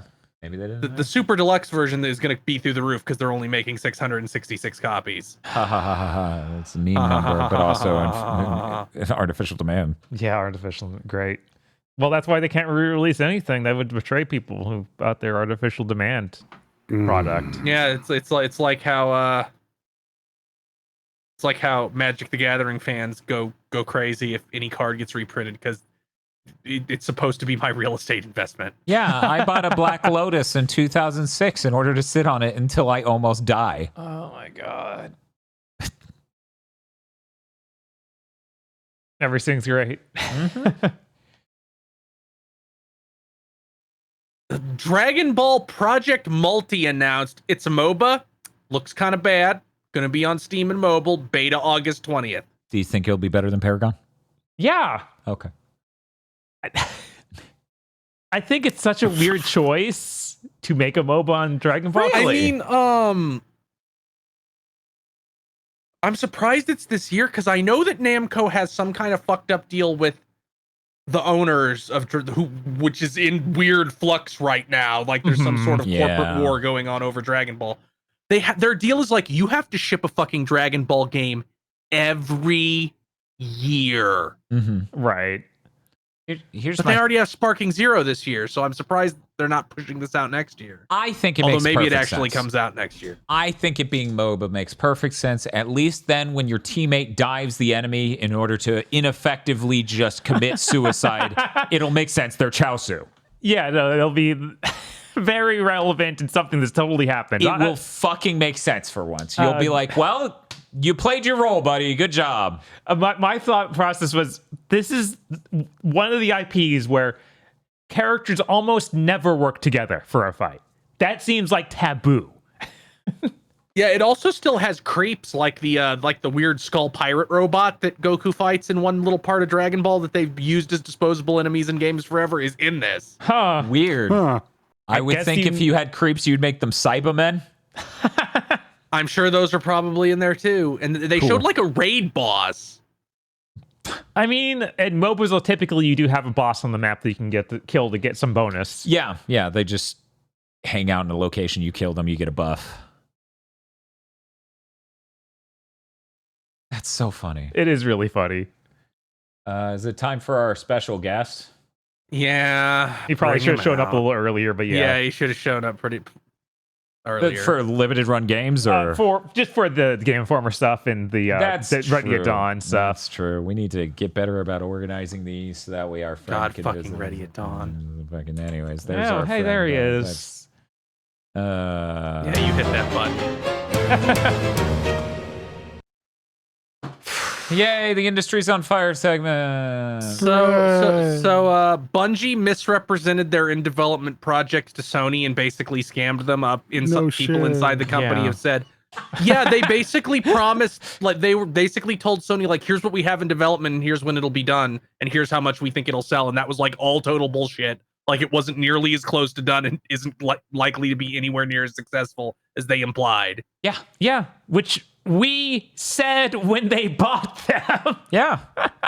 We were like, there's no world in which that amount of money spent makes any fucking sense. The weird thing is we were also skeptical when they got that insane investment from, what was it, NetEase? Yeah, I think it was NetEase. Yeah, we were like, okay, I guess what they're making is really That was damn like good. $900 million or some shit. Yeah, That was a insane. long ass time ago now. You know, we were like, okay, apparently what they're making must be pretty good. And then years passed. They and we're must like, have some sort of sauce. No. It's like, It who was do only you think you're 100 buying? million. Are all of your newspapers several years old? guys, we just bought Halo. Right? That's how it feels. Oh, man. And allegedly, like, the company would not still exist if Sony had not bought them. That's what it felt like we were headed towards, because it was obvious, even as an outsider, that Destiny is shrinking.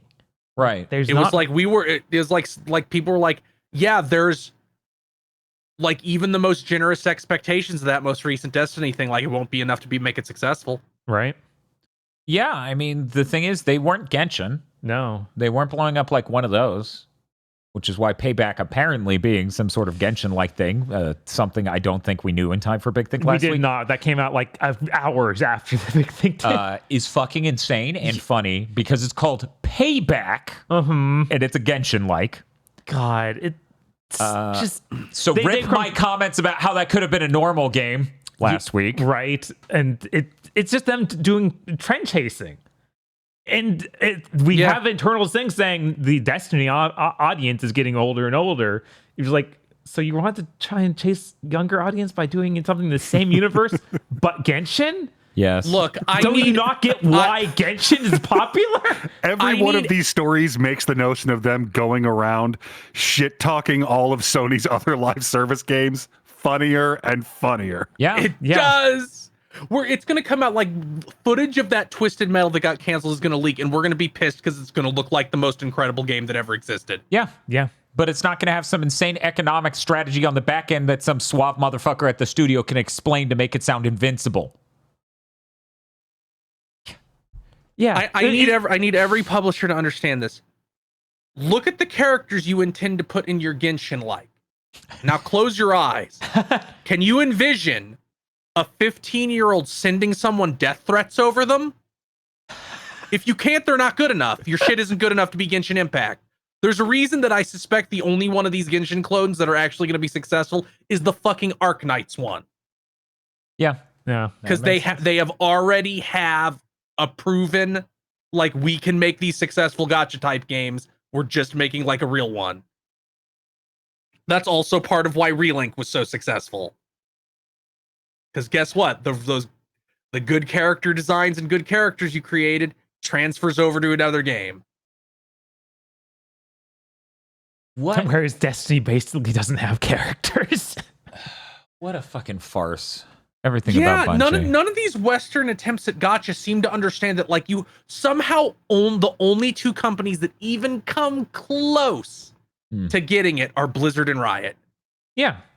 Yeah, no, they understand that the characters need to be like in the forefront. Ubisoft's like, here's our Tom Clancy gacha game, and it's like, you're so blitheringly stupid. Well, the funny thing is, like, there is one other example of a notable studio that did a game as a service where the characters are very strong, and I know Chris knows this because he too has gone on the Mirage Voyage. No, actually, I forgot Apex existed until this second. Yeah. He was just forgetting about it. I mean, obviously, the characters being in your face and feeling like battery acid on your skin is the same thing as intention. I don't know. I kind of, since my only context for any Apex character is Mirage and the Mirage Voyage, it's funny to me. It's like if Angelo wasn't a white supremacist. Which we all know he is. No one knows who Angelo is. This podcast is the most insane. You know what? When there's the constant meme of podcast makes obscure reference to thing audience doesn't understand. Our thing is real and they still don't understand. Our thing was a first-party Sony game and nobody understands. Right? God, what a nightmare. And I believe when the stories of Bungie going around and shutting down these other games came out, yeah, we also said, or at least I said, we were pretty unanimous. Pretty unanimous on this is a fucking farce. Who the fuck? Yeah, they are Right. maybe the worst people at running one of these in this industry right now. They just happen to be one of the first. Yeah, I'm happy about it though. Die. Yeah. Well, I All of want these that games fucking die. Twisted Metal game. And the Last of Us 2 multiplayer game could have been good for those people. It could have been. Honestly. It could have Those two are the ones the one that got away. Concord and what is it? Fair Games. Those two Fair get Game. away shows that Bungie fucked up. Yeah, no, the Concord's even releasing. Shows that The they weird have no thing is idea. the Concord seems to have like no monetization almost. Like it seems very light on that. Yeah, no, it seems to be a single purchase thing. Which kind of is what Destiny's is, but they want you to buy a new thing every year, which of course that's not going to work. Of course you're going to see less and less people every year. That's how that system works. Especially when you remove the shit that people paid for. Yeah, I still think about I need to go watch a YouTube video that summarizes or shows me the entire story of the game I paid $40 for only a few years ago. Yep. I wonder why they have a problem right now. I wonder why people aren't flocking to them. Yeah, like they fucked that up bad enough that I stopped feeling bad about them getting dicked over with Destiny 1. That's how bad that shit got. It is funny. We had a thing last week or something where it was like the entire narrative team was laid off from this company. And I'm like, so it's like Destiny 1? Or we just had an entire plot and went, bye. Fuck the guy who wrote that. Anyways, let's write some lore cards. Chop, chop. They bring it up for the story finale, so you have to do that now. They bring up the fucking shit they... Yeah, of course they do. That's how the game starts. Of course, and if you're having a big finale, of course it shows up. Presumably that man who is in the thing isn't in the thing anymore. He probably dies at the end of the campaign, so I'm fucking losing it over the notion that that's relevant to a thing this many years later after they ripped it out! I mean, you're also forgetting the other thing of there's a new expansion every year. Yeah. But the story, like, they can't... It always blows my mind when I hear about how many people work at Bungie. Yeah, because it was before the layoffs, it was like 1,400 people. Thereabout. Yeah. And yet, I've never, like, every expansion I ever played for Destiny was almost nothing. It felt like a new area. Yeah. They really should have just rebuilt the engine, because every time you heard them talking about how difficult it is to make a game on that thing, you go, wow, can't wait for you to get a fresh start. Oh, Destiny 3's canceled. Oh, you're just going to make more and more Destiny 2. Oh my God, you're morons. Yeah, no, every time. How do you have this many people working on something for so long and have almost no content? Like Genshin Impact can put an entire new open world continent. Yeah. Every year. By the time Genshin Impact is done getting more content, assuming it ever is, and we don't go to a different planet or some shit. Mm-hmm. Like that game's gonna be like 450 gigs because it will have twice as much land mass as Breath of the Wild. Yeah, it's just insane. Yeah, no, it blows my mind that they've been running this farce for so long. But I guess I'm done talking about Destiny. Cool. Great. Was that it? We good? We done? Was that everything? We're done. I think that's everything. God. Okay. Get our friend up. Every time, man. Yeah. Why are we so right? I don't want to be right on this shit. God. Anyway, we should probably give Destiny a chance before it disappears. Right. Because that will happen. That will happen, you're right. Man. Great. Because we don't have enough going on this year. It was like, maybe it'll make it to next... I have no reason to think that. I feel like momentum will carry it into next year. I don't... Yeah, they did announce that they were going to do more small expansions. And there you go. See? We have plenty of time. Yeah. We have plenty of time. Coming up after this, I'm going to see if this PC adapter works on PSVR2. I am sick, so tomorrow, kind of risky to plan a stream for, so we won't be doing that. There's a good chance we will be streaming on Sunday, and it will be Pilot Wings Super Nintendo, Pilot Wings 64, and Pilot Wings Resort. Woo! It's going to be exciting. I love those fucking games. I love Pilot Wings 64 enough to carry the whole franchise. But as it turns out, Pilot Wings on Super Nintendo was absolutely mind-blowing in its day. Mm-hmm. Pilot Wings Resort is pretty good. I would love it a lot if it was just on a console. Because then it could run way better and have a full screen.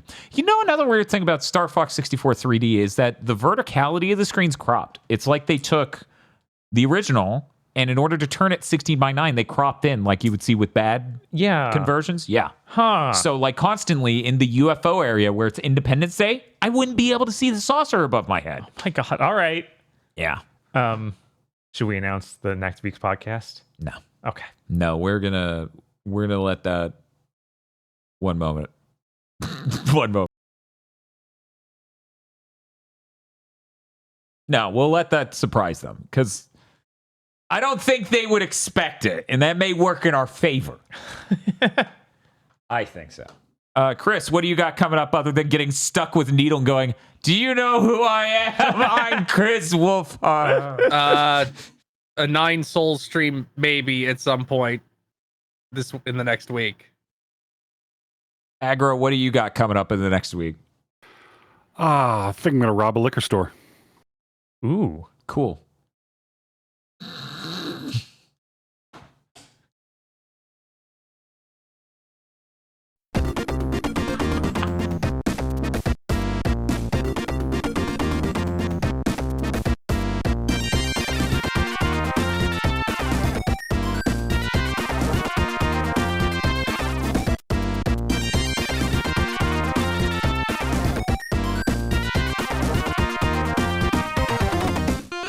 Thank you very much for listening to this episode of Big Think Dimension. Big Think Dimension is only possible because of you and your support over at patreon.com/gbpodcast, where you can get early access to Pokemon Go to the Movies, early access to Chugging Bleach, exclusive access to Isolation 119, exclusive access to extra gamer premonitions, and soon, Armchair Devs Extra what? That's patreon.com/gbpodcast.